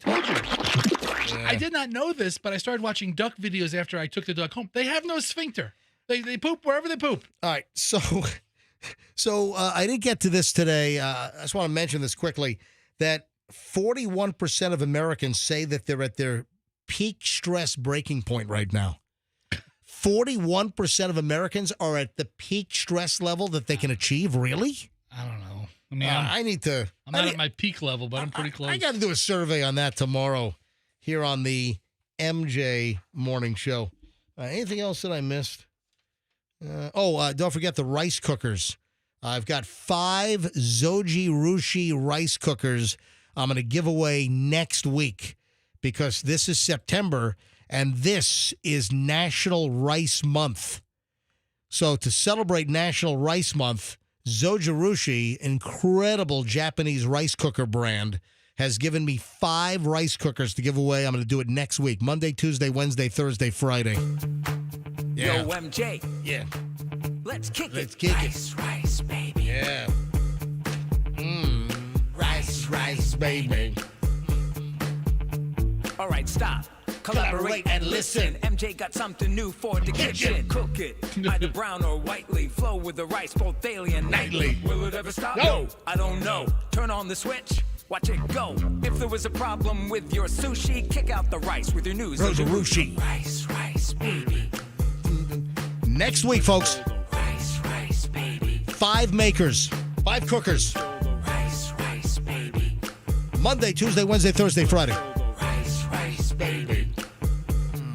Yo, man, let's get out of here. Word to the MJ Morning Show. Yeah. Boy. All right, we got to roll. Man, I can't wait for, like, new P. Diddy crap to come out, man. If you were listening earlier, we went through some of the details, some of the audio. Whoa. Yeah, again, I'm guessing LeBron James wants that audio bite to go away. Hang on, I got to shut this off. Hang on a minute. Let me shut the, because if I can't play the, we're so antiquated here. I can't play 2 button bar things at once because it operates on one pot. Yeah, I can't do any, mix master flashes over here. Yeah, so if you didn't hear this earlier, this is the audio bite with LeBron James, which I'm sure he wants this to go away. Oh, hey, everybody know ain't no party like a Diddy party, so.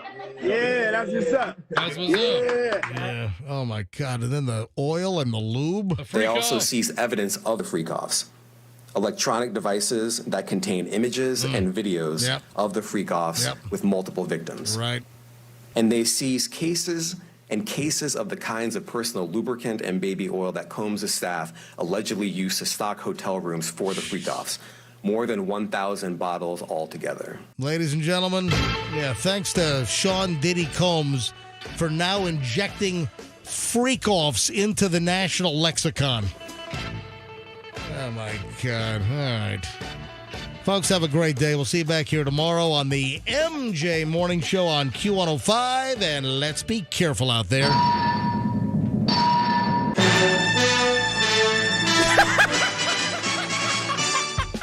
Download the app now. Get the Q105 app and listen to us anywhere.